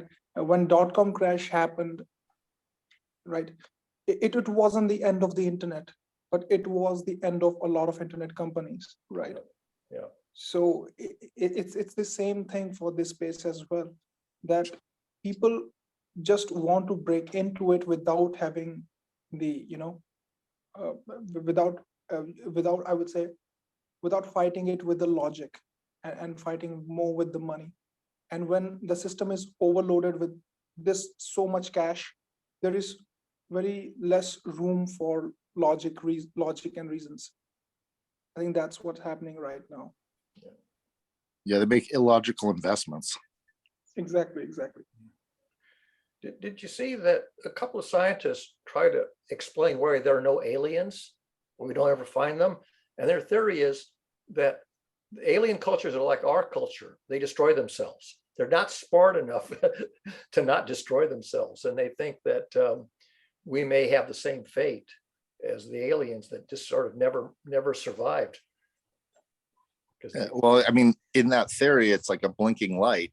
If the light flashes and the other civilization isn't there to receive the signal, then it just goes into the void, and then another comes up and it goes into the void, and no one's ever working together to. So Yeah. But it's not an unrealistic model that intelligent civilizations may have intelligence, but they don't have wisdom. So they use their intelligence without tempering it with wisdom, and they end up destroying themselves. Look at what Putin's doing. He's not a dumb guy, but he lacks the wisdom of knowing whether or not to use his intelligence to start a war that he didn't reckon it properly. He could end up destroying his country, just like Hitler did. Yeah, I mean, just my own personal opinion is I think he thought he had no choice, that it's either now or never, and especially with his age. Yeah. So, but you see why you don't want the autocrats. The autocrats, Elon Musk is being an autocrat. And autocrats, basically, history tells us that autocrats end up making stupid mistakes because they're not tempered by, enough consensus by their advisory staff. Even Kennedy had trouble with his advisory staff, not warning him off of what he was doing with respect to, I guess, Vietnam or maybe some other issues. I think some autocrats think it's okay to make those mistakes in the iteration process, as long as they're continuing to iterate. As long as they don't destroy themselves and their country in the process. Well, they're willing to take that risk. Like, if there's anything I know about Elon Musk, he's willing to take risk. Right. He is fine with risk. Yeah. And so that's your, what's that Greek story of the guy who flies to the sky and melts his wings? So you fly too high and you fall. I mean, eventually the odds are such that if you do this enough times, you're going to have a colossal collapse. Colossal failure. I mean, even NASA had half a dozen, well, maybe not half a dozen, but quite a few spectacular failures. And they were very conservative. And when you get into conservatism, I just notice people want to put things in the binary of the left and right, conservative versus progressive, like risk takers versus conservatives. It's a spectrum. Yeah. I mean, they're the names of the extremes, but you're never at, well, maybe some people may be at the extreme, but if you're the left of the median or the right of the median. Yeah, we need a balance of people that are holding down the base camp and allowing just a couple people to go up to the mountaintop without sending the entire tribe up to the top. So if they fail, Yeah. You might lose an astronaut or two, but you don't lose the whole country. Right. And there are people who are willing to take big risks for, big rewards, big fame, and some of them died. I mean, I think something like a half a dozen or more astronauts did die in pursuit of the space program.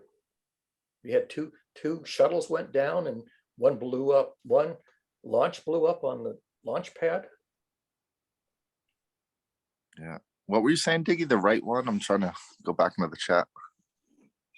I was actually asking Sam about the documentary. Oh, He suggested the documentary. Yeah. you found the 13 documentary? Yeah. Okay. What is that about, Sam? It's about the foundations of slavery baked into the origins of the United States. Oh, that's the 13th Amendment is that what that's a reference to? It's a reference to the 13th Amendment. Yeah, which is the abolishing slavery amendment. Am I remembering it right? So it basically depicts and documents a lot of the stuff that you will never learn in school. That history was, of course, obliterated by the textbook writers. Mm-hmm. And yet there's still families who, of course, can retell some of those stories. Sure. And there's a lot of very graphic pictures of lynchings that are difficult to see. Yeah. But it actually talks about how systemic slavery was in the growth of the United States, particularly in the South.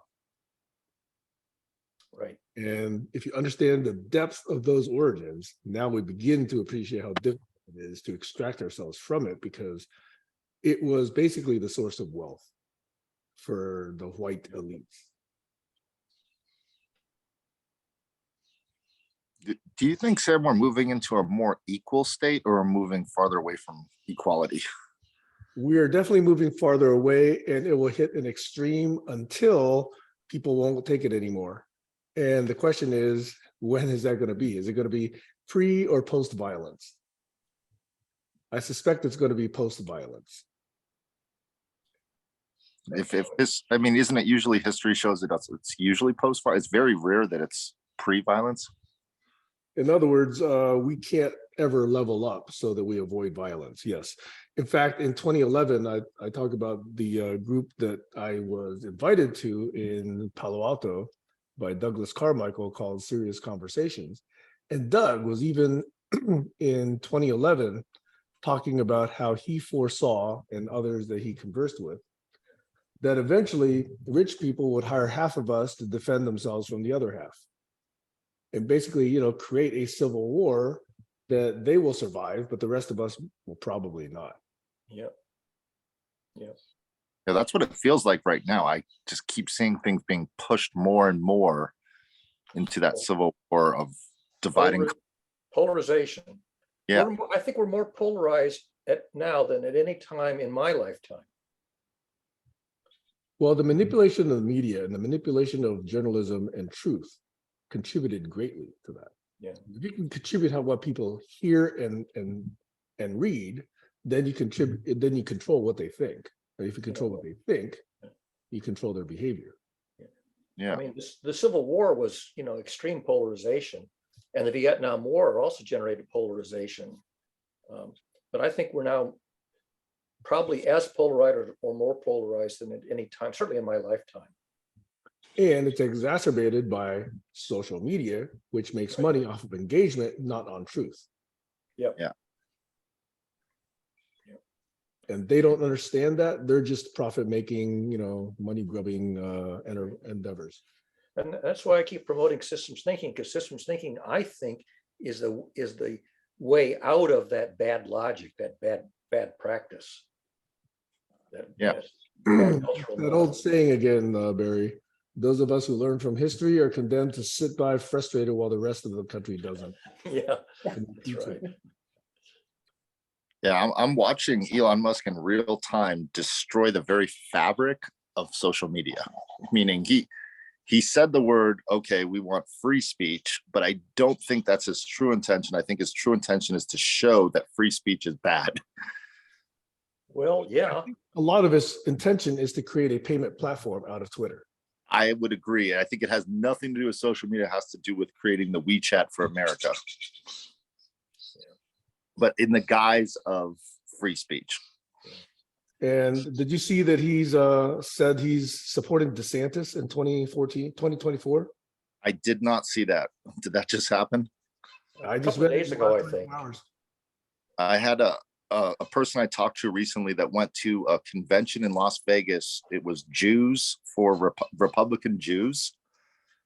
And she said the most surprising thing was there was this lady, I forgot her name, right? It eludes me, but she got the biggest applaud, and then DeSantis got the second biggest applaud.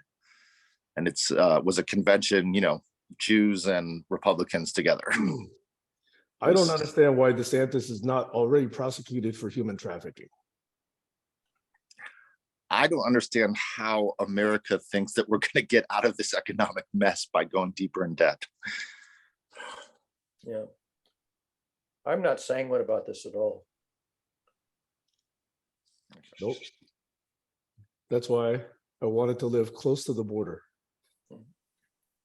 That's why I'm living up in the mountains. I just went up to our home and we just put the roof on my mom and dad's house, and then I'm about to put another structure up there and build the water system. And I didn't think this time would be coming, but at the same time, I'm hopeful for what's going on in technology is allowing us to imagine things we could, like just the idea of a prompt engineer. Have you guys heard this new job title, prompt engineer?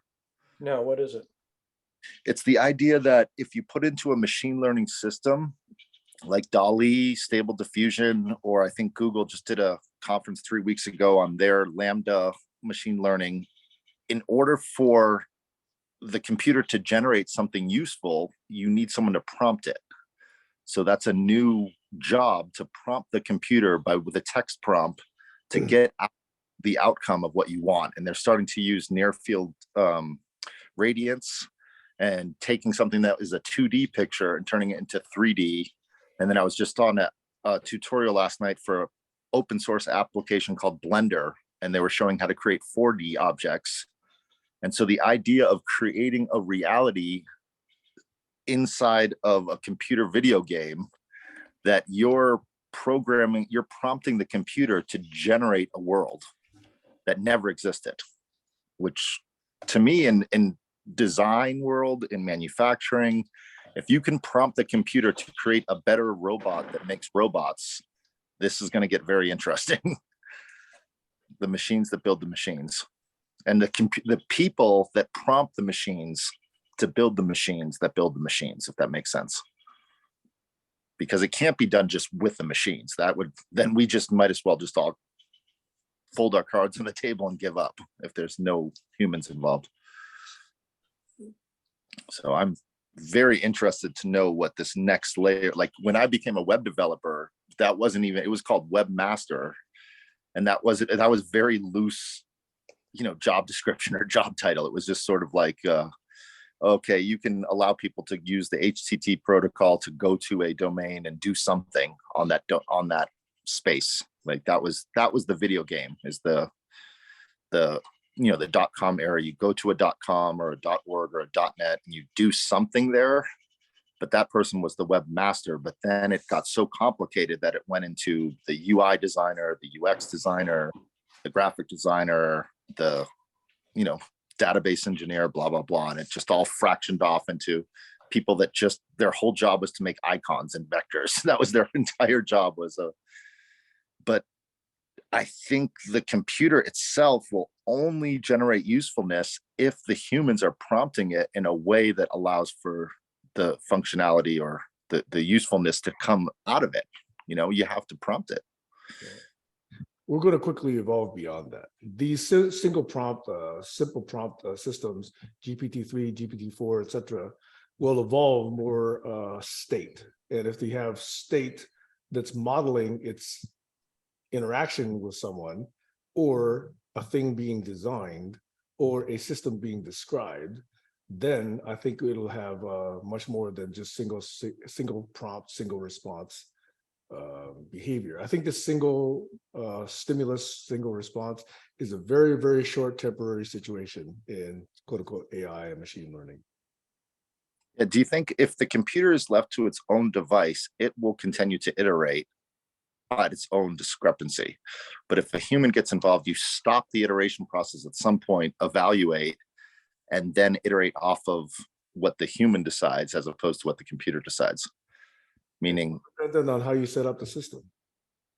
well, exactly. That's what I'm concerned about is if you take it into war, if a computer is allowed to analyze a human being and decide whether or not to obliterate them, which you see in a lot of science fiction movies, but we're kind of there right now. We still have the human on the drone pressing the button to kill people. If we take away that human, that's where it gets scary. Well, humans are fallible also. Yeah. Oh, absolutely. I'm not saying either. I think, how about we just don't kill anybody in that modality?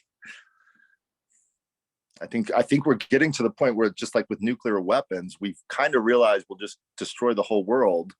If we allow some sort of engineers or computer scientists to build a system that evaluates, then we're screwed. Remember the ending of war games? The only way to win is to not play the game. Yep. I'm going to check out with one last thing that I learned very early on in my career about the relationship of technology and their ecosystems that they work for. A very early boss of mine, manager, I guess, taught me something that I have never forgotten in 40 plus years, that by and large, those who know how work for those who know why. Mm, That's interesting. Yeah. yeah. My mentor taught me intention times mechanism equals success. And the people that know why create the mechanisms.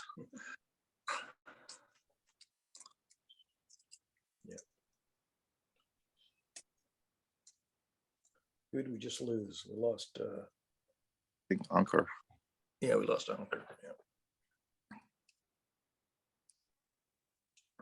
Can you say that one more time, Sam? I want that to sink in inside of my soul. Though, if you could say, it sounds better coming from you than in my own head. Those who know how work for those who know why.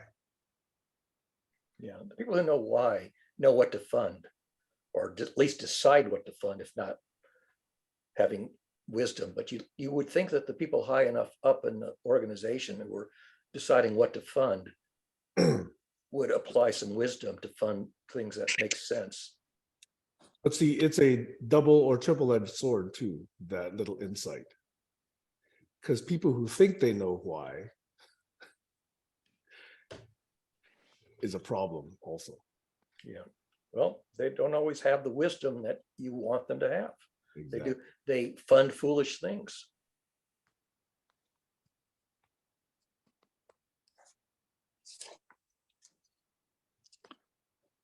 I mean, all those physicists who worked on the Manhattan Project, I think all but one or two of them came to regret the role they played in the development of weapons of mass destruction. Who were the two who didn't regret it?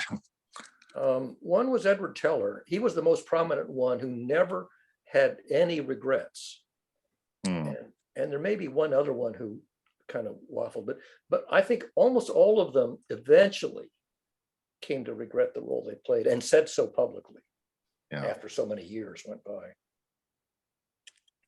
I think Feynman, when he wrote, Feynman was just a kid when he was there, but he was one of the first people to write about that change of heart, about the wisdom of developing nuclear weapons. But yeah, Teller was a hard ass on that. He never gave up his belief in weapons of mass destruction. Of course, he's the father of the H-bomb. So there you have it.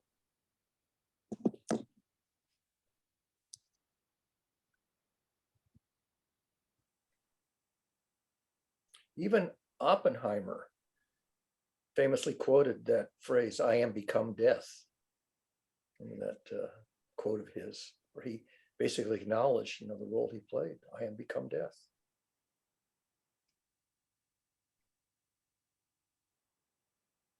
So that's the two questions I'd like to answer. Is I think we've already answered the first one, is how. We all don't know how to use systems thinking to create a better world. If we did know how, we would probably all be doing it right now, or maybe we are, I don't know. But I'm saying, like, why do we need to fix the world is the question that I really want to ask, the why question. Because it's broken, that's why. But is Been it, a while. can we dive deep into that? Is it broken or is it perfect and we just are not wise or intelligent enough to understand the complexity of the perfectionism of what looks to our eyes like problems everywhere? It's broken. I will give you the list of the systemic problems if I can find the right place where I hid them. Because if you give me that list, I'd like to go down that list and see if I can figure out, you know, if there are potential reasons for why it's that way that actually give good. So here they are. I think there's 12 of them: conflict, violence, oppression, injustice, corruption, poverty, ignorance, alienation, abuse, despair, suffering, and terrorism. That was my list of all of the problems which we haven't figured out how to solve. I'll just paste those in. I appreciate it. And I'll even give you the link. Initially, I only had 10 of them, and I added a couple more after I wrote the first version. I think I had left out abuse and despair, I think, originally. I don't know. Yeah. And that's where I basically used the whack-a-mole metaphor, except that initially I had two fewer items in the list. And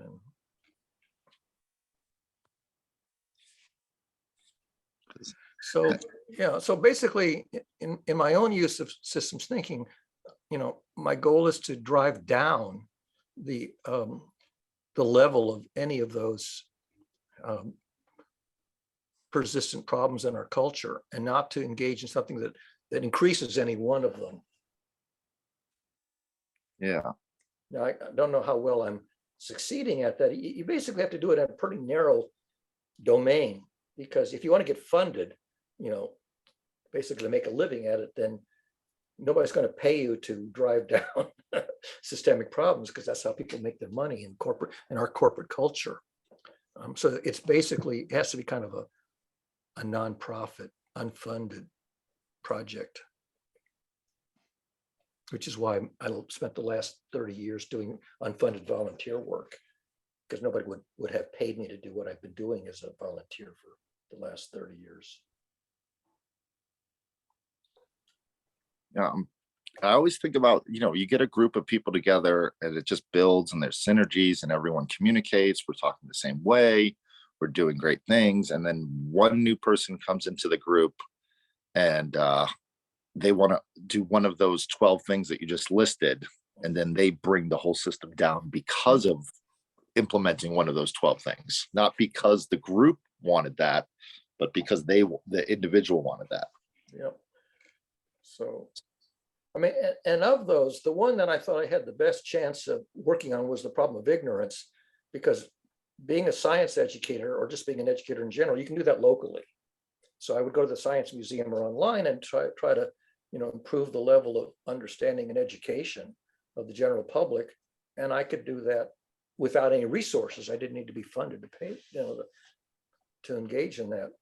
But I'm only reaching, a modest number of people, and I don't even know how many of them are actually making any net gains. You don't get much feedback about whether it's working or not. I keep thinking about the whole idea of cultures and civilizations passing on, obviously a bunch of wonderful things to the next generation, but then also the pain of what was inflicted onto them by their elders onto the children. And then that pain passing on until it dissipates, until it's no longer passed on. Right. Yeah. But do we ever get to that zero sum that you're talking about? That's what I keep thinking about. One prediction is it takes 7 generations to eradicate at least one ill that's in a lineage. And that's a local lineage, not necessarily global lineage. but it, you know, 7 generations is basically the extinction phase of some ill that's culturally transmitted. So if we all systematically thought 7 generations, which is the Native American thinking, could we eradicate those things? In theory, yes, but pragmatically, in practice, the likelihood of it happening before we screw everything up is pretty small. Or before this, the 5th or 6th generation creating new problems or new things to add to that list? Yeah. Yeah. I mean, look, the technology, the industrial age is what, 150, 60 years old, and it generated pollution, which, you know, caused climate change. That wasn't foreseen and really appreciated until about 30, 40 years ago, that we were, you know, topping out on wrecking the, you know, the climate system. So, you know, everything has its downside, and the engineers tend to downplay the downsides and play up the upsides. And then after a while, you realize, well, nuclear waste and all these other, you know, pollution and toxic this and that. Eventually, you realize that the downsides are beginning to outweigh the upsides, and you're getting to the point where it's not feasible anymore to continue some practice that looked fabulous, you know, a century ago. Yeah. I think that's why everyone romanticizes the founding fathers of America, because they seemed to have good knowledge, wisdom, and foresight. Yeah. But at the same time, if you romanticize that time period, it's so different than this time period because there wasn't all this pollution back then. There wasn't. I romanticize the development of telecommunication technology, the telephone network, and then the internet, and I feel good about developing the technology infrastructure, but at the same time, look at the downsides of the social network, the toxicity of so people began to abuse the telecommunication technology in ways that people like Tim Berners-Lee, you know, laments. You know, he saw the upside and he didn't foresee the downside.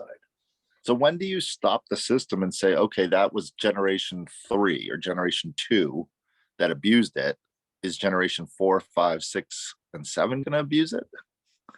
Well, I don't really have a good answer to that. I mean, how do you determine that the cost of this abuse is so toxic, so destructive of our culture that we have to do something about it? And it's hard for me to look at the, you know, the 8 billion people and say, at what point were they going to wake up and say, we got to stop doing these stupid things? I hope it's now. That's the point. I mean, when in the 90s, I could see all these potential goods that the internet could do, and I just constantly saw good. Yeah. And right around 2-3 years after the .com era, it was about 2003, I saw all the potential bad starting to happen, and I was delusioned, and I got really depressed. Yeah, that is it. Eventually, the downsides become visible. They rise above the surface. They rise above radar, and you start to see them, and you start to reckon them and calculate the social costs. And pretty soon, you see that the social cost is rising, and it's unsustainable. When you get to the point that you realize it's unsustainable, the first person who figures out it's unsustainable, you know, the Rachel Carson, the Silent Spring, it takes decades before enough people come on board that you can actually change the culture, because the culture has enormous inertia, and one person can't change the culture. That's what I realized. I was trying, and then around 2005, I realized I can't do anything about this. This is a runaway train. This has so much momentum. Right. I just sit back and let it happen, because me as one little single individual is not going to change anything. Yeah. I mean, at best, I can write academic papers about it, analyze it, you know, make prophecies or express lament, but ultimately, you know, or I can even write entertaining pieces that lampoon it, you know, so that, you know, at least you get some temporary enjoyment out of, you know, presenting the negative predictions. But ultimately, you know, I mean, you have to ask yourself, does satire and parody actually work? Well, you know, it sort of depends on who you ask. You know, there were famous satirists. It puts a nice jolt in the system so that it wakes up. Maybe if there's 1 billion people, it wakes up 100, wakes up 1,000. I don't know, enough to start that perturbation that creates change. Yeah. The thing is that you don't have a control group, so you can't really measure how effective you are because you don't have an experimental group and a control group. You just have, the public population, and you don't really know how effective any one contributor is to this. I mean, you'd like to be able to do, a peer review and say, this presenter is effective and this one is not, and where's the control group? Haven't got one. Well, that's what I'm starting to see in the media control is, Netflix started out with a lot of speed and a lot of users, and then they sort of went off the rails creating content that people started asking, who is the show for? Who's watching the show? Exactly. And nobody was watching the show because it was terrible. And then their stock is plummeting and they can't sustain. Because they lost their audience, in other words. And any educator worries about losing their audience. I mean, you can be a classroom teacher, and at the end of the day, you ask yourself, out of 25 students in the classroom, how many people actually gained a measurable amount of knowledge for the semester? Yeah. And it's the numbers are not where you want them to be. Yeah, that's why I'm trying to gravitate towards growing communities of learning that are gaining more knowledge as opposed to it's dying out. And it doesn't mean it's better. It's just different. In other words, it's we had a conversation around the dinner table last night about YouTube influencers. And this person has 12 million subscribers. So they're selling hot chocolate for $35 a packet and just capitalizing on the numbers themselves, as opposed to, because they know they're going to lose their audience at some point. So they're just trying to get momentum monetarily. They're cashing in while the cashing in is good. It's a cash cow. The cash cow is going to die. It's a Ponzi scheme. Right. So, yeah. And so if you're driven by money, like Elon Musk, for example, is driven by money, or maybe fame or power, who the hell knows? But, if you're driven by healing the world, saving the world, then you're, what's the word I'm looking for? A zealot. Then you're a theological zealot. And we know historically theological zealots make a flash in the pan, but they don't necessarily change the culture that much. Or they'll get a lot of followers, a lot of adherents, but their adherents aren't really practicing the teachings. So maybe it's a multidisciplinary group that needs to get together. So there's a balance of zero in the equilibrium state where there's, let's just say, 108 people are trying to do, you've got 30 of them building up the economy from a $25 trillion economy to a $100 trillion economy. So they're working on the money aspect, and then other people are working on the education, and other people are working on the spiritual health of the people. Right. Yeah. Like, in other words, what would you call that in a parliamentary system, or what system would that be if you had multidisciplinary people looking at different aspects of society? It's because you have a department, so it's like the cabinet. You have these departments where you have a specialist heading up each department, but you also want them to work collaboratively so that you don't have one department working cross purposes to the next department in the bureaucracy. And this is what part of the problem you have in bureaucracies is that one bureaucrat doesn't know what the other bureaucrat's doing, and they're working across purposes. So the high level person has got to sort of keep everything in balance so that everybody's making net gain and nobody's undermining, the other department.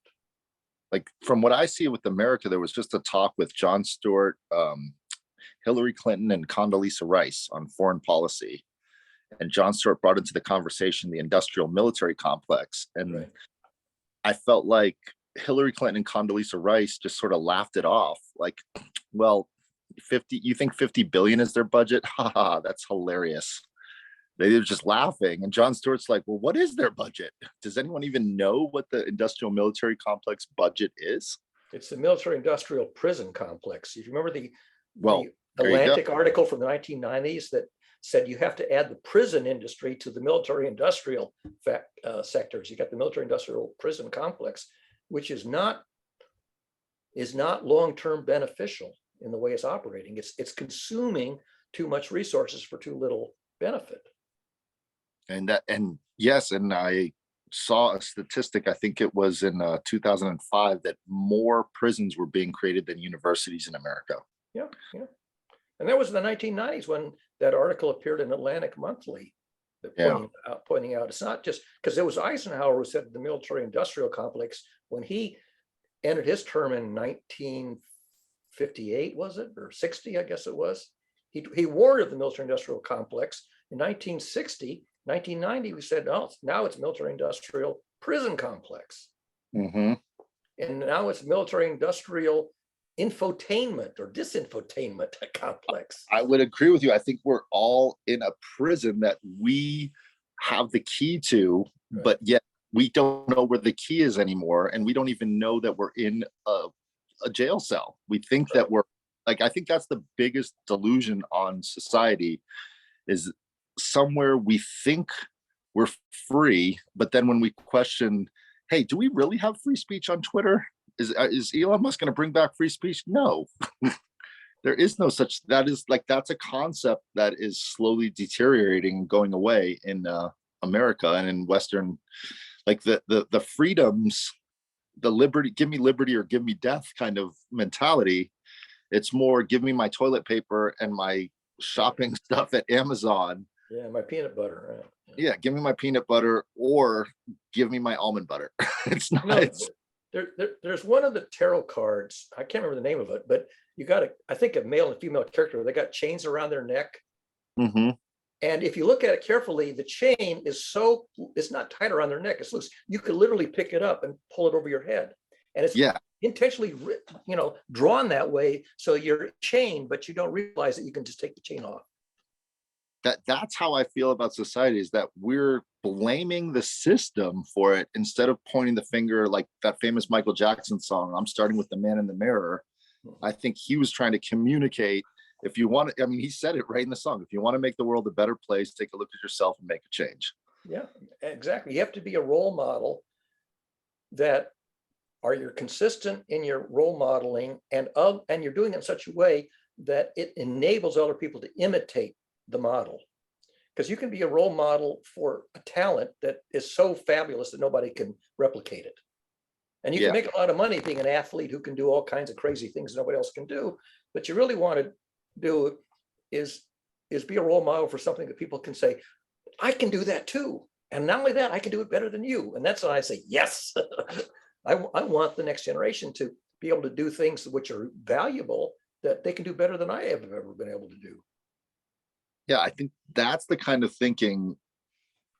Like I'm watching a movement happen in real time where a lot of celebrities, entertainers, influencers, whatever you want to call these people, the people that have the air of, that have large followers, they're continually realizing that they get more followers, more power, more influence if they bring up each other. Yes. As opposed to not. And it's an interesting movement because they're all communicating to each other saying, you know what, how did I get 20 million followers? I brought up 150 people. And the other that didn't do that. The porn industry does that. The porn industry promotes all their competitors. The which industry? The porn industry promotes all their competitors. They don't try to beat the competitors. They try to get more people engaged in anybody in the porn industry, and they don't try to be the top dog. They're one of the few industries that promotes their competition.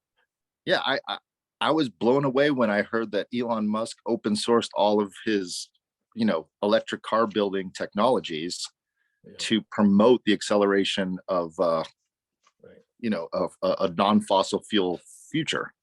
Yeah. So you want to standardize it because you think about just the ordinary controls on a car. If you didn't standardize the steering wheel and the brake pedal and the accelerator pedal and the gear shift, a person would learn to drive a car of one make and model, and then they want to drive a different car. They have no idea how to drive it. They wanted the standardization so that it was, every telephone could be used by every person. There's enough similarity between this model and that model that you know how to use it. Mm-hmm. And that was the standardization. And the standardization wanted to be human factored in an optimal way as well. Yeah. Like in the web development industry, I got into WordPress because it was an open license and everybody could bring up everybody. And that's what we were doing until we got disillusioned with, is this actually growing or is it dying? And I feel like the actual core technologies, the core code is getting more and more irrelevant as each day passes, Yeah, could be. because not enough people are building the new systems, and so it's dying. Yeah. And my sister just came to visit for the Thanksgiving holiday, and she said, I have to learn a thing called SharePoint. And I said, oh, well, is that still a thing? And it's Microsoft's making websites, or what do they used to call it, Barry? There's the out web that comes in, or the internal, what was the websites for companies called? The intranets, I think is. Or intranet? Yeah, instead of extranets, intranets, meaning websites for companies that are internal. Yeah, because you can't reach them from the outside world. They're behind a firewall or something like that. Yeah, I think that's what Microsoft is doing with the SharePoint, is they're making intranets, Yeah, showing people how to. essentially private web connections. Yeah. Yeah, and I mean, initially, that's what Tim Berners-Lee was basically doing that for CERN. He didn't really anticipate that the World Wide Web was going to literally be worldwide. It was going to be just CERN-wide initially. Yeah, and then once it worked for that, then he allowed the nodes to. Yeah, he gave it away. He Yeah. he gave away the protocol, the HTTP protocol, and made it possible that, you know, any operating system could incorporate and have servers and clients. So And he in did that vein of thinking, if we created protocols that we could give away, that would be powerful and scalable. Yep. BitTorrent. I met the BitTorrent guy. He created a protocol that basically obsoleted FTP for all intents and purposes, and he made it public. He developed the protocol, the concept. I mean, it's a little bit like Bitcoin. He developed a concept, but he gave it away. And I met him. He showed up at the International Puzzle Party, which they had a field trip to the Science Museum. He comes up to the counter, and I'm looking at their badges, you know, from the International Puzzle Party, and I see this badge that says Bram Cohen. I said, "You have the same name as the BitTorrent guy." He says, "I am the BitTorrent guy."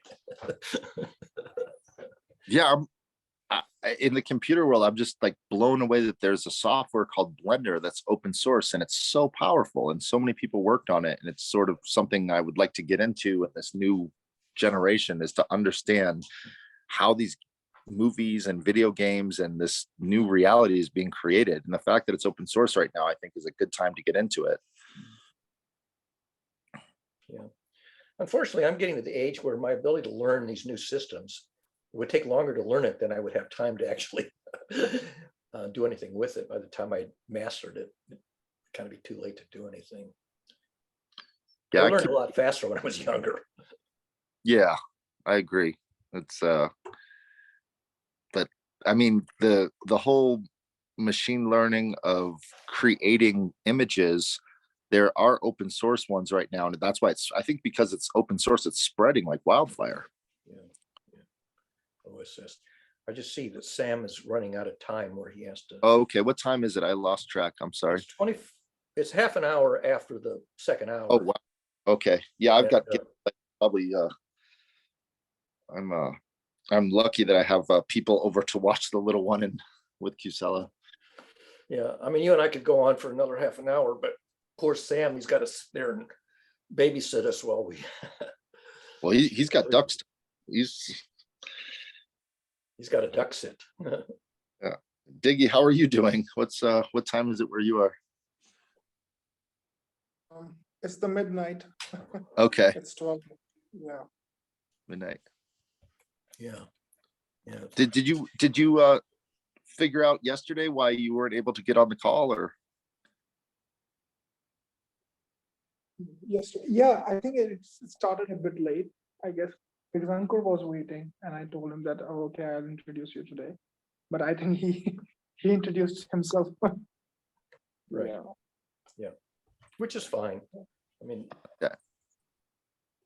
Sam is pretty welcoming of new people, and as long as he can detect that it's not an interloper that's a hacker, and then he's happy to have new people.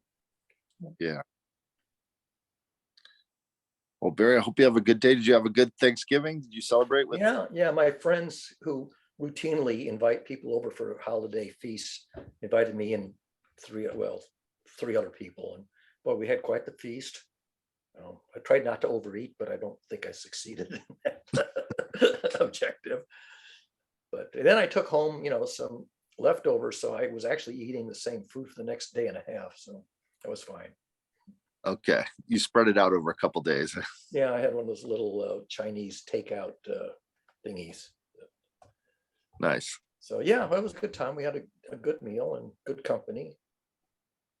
Yourself? Yeah, I talked to my family and we decided to do a Filipino dish called chicken adobo for Thanksgiving. Oh, okay. And it was out of the ordinary, but I think it worked because it was very light and it didn't weigh anyone down. And it was, we got 2 entire giant meals with the whole family. Like, Oh, super. so yeah, it worked out really good. And we got to bring it up to my mom and my stepdad are building. They're on a crunch time before the winter comes in to finish their building. So it's livable in the winter season. Yeah. Yeah. So we went up there as a family to put a sliding glass door in. Mhm. And help with the roof to make sure that when there's supposed to be a snowstorming on like Thursday or Friday of this week. Gack. Yeah. Yeah. So that was really interesting to just, I don't know, just we had a home, we had, we had all the, it's like when you're homesteading, Yeah. it's really uncomfortable. Like just washing the dishes, we had to turn on the hose. There was a big bucket. We had to spray the bucket with the water, and then it was just a whole to do just to, Yeah. I mean, just going to the bathroom, it's like there's no bathroom. Yeah. Yeah, So- it really takes the infrastructure. I mean, it's the whole industry, building and maintaining an infrastructure and this country, our infrastructure is aging, crumbling. Yeah. Oh, there's my mom texting. I'm gonna check in and see they put the tin roof on last night when we left. All righty. So we'll see you next week then, if not online. Yeah. Okay, Sam, you can shut us down. Does Diggy have anything? It is Diggy, right? Yes. Diggy have any last thing to say Yeah. before we shut it down? Well, we'll see you guys next week. Hope I got, I'm updated with all the homework that I have to do with it. And yeah, I'll be asking a lot of questions next week. Okay. Yeah. Make some good questions, and you can always post the questions in advance in the messenger chat so we have time to think about them. Yeah, And Barry, feel exactly. free to do the same. Like if you have good questions, you have other brains that will go off and question those questions if we don't know the answers. So My we can, big question is, can I find a high school teacher who teaches AP math, calculus, who wants to teach my model as an application of calculus to high school students? I want to find one teacher who wants to do that. let me put that out to my network. Okay. It's AP calculus in high school. What age is that? That's Yeah, senior in high school. So if there's any teacher who's teaching AP calculus to seniors in high school and is looking for applications of calculus beyond the ballistic trajectory of Newton, I would love to have a teacher attempt to present this emotions and learning model as an application of Newton's calculus and see whether or not it engages the students. Yeah, I'd like to understand it enough to actually have a conversation with those teachers so I can ask them. So that's my goal. Well, you can always send it, if the teacher says that sounds interesting, you can always send them to me and I can explain the basic idea. Okay. But the thing is, finding a teacher who is amenable is the challenge, because I don't have that network connection to high school teachers. Or it could be a college freshman calculus teacher too. Mhm. It'd have to be high school. Somewhere in between senior or freshman. Yeah, so either AP calculus in high school or freshman calculus in college. Okay. Either kind of professor who would be interested in including a module on that, at least some parts of it. I think that's a great ask. Let's ask around. Okie dokie. Sam, are you listening? You can shut the thing down if you want. All right, I'm logging off, and I guess if we all log off, then Yeah, I don't See think you I can guys next stop. week. cheers, Yeah. Diggy. Cheers, Yeah, Sam. cheers. Thanks, Barry. I don't know that I can stop the recording. Let me just see if I can. I don't think I can. Nope. Let me see if I can quit the whole meeting. See if I can end the whole meeting. Nope, I can only leave it. Okay, Sam, so at 35 minutes past the second hour, you can chop off the recording. Bye for now.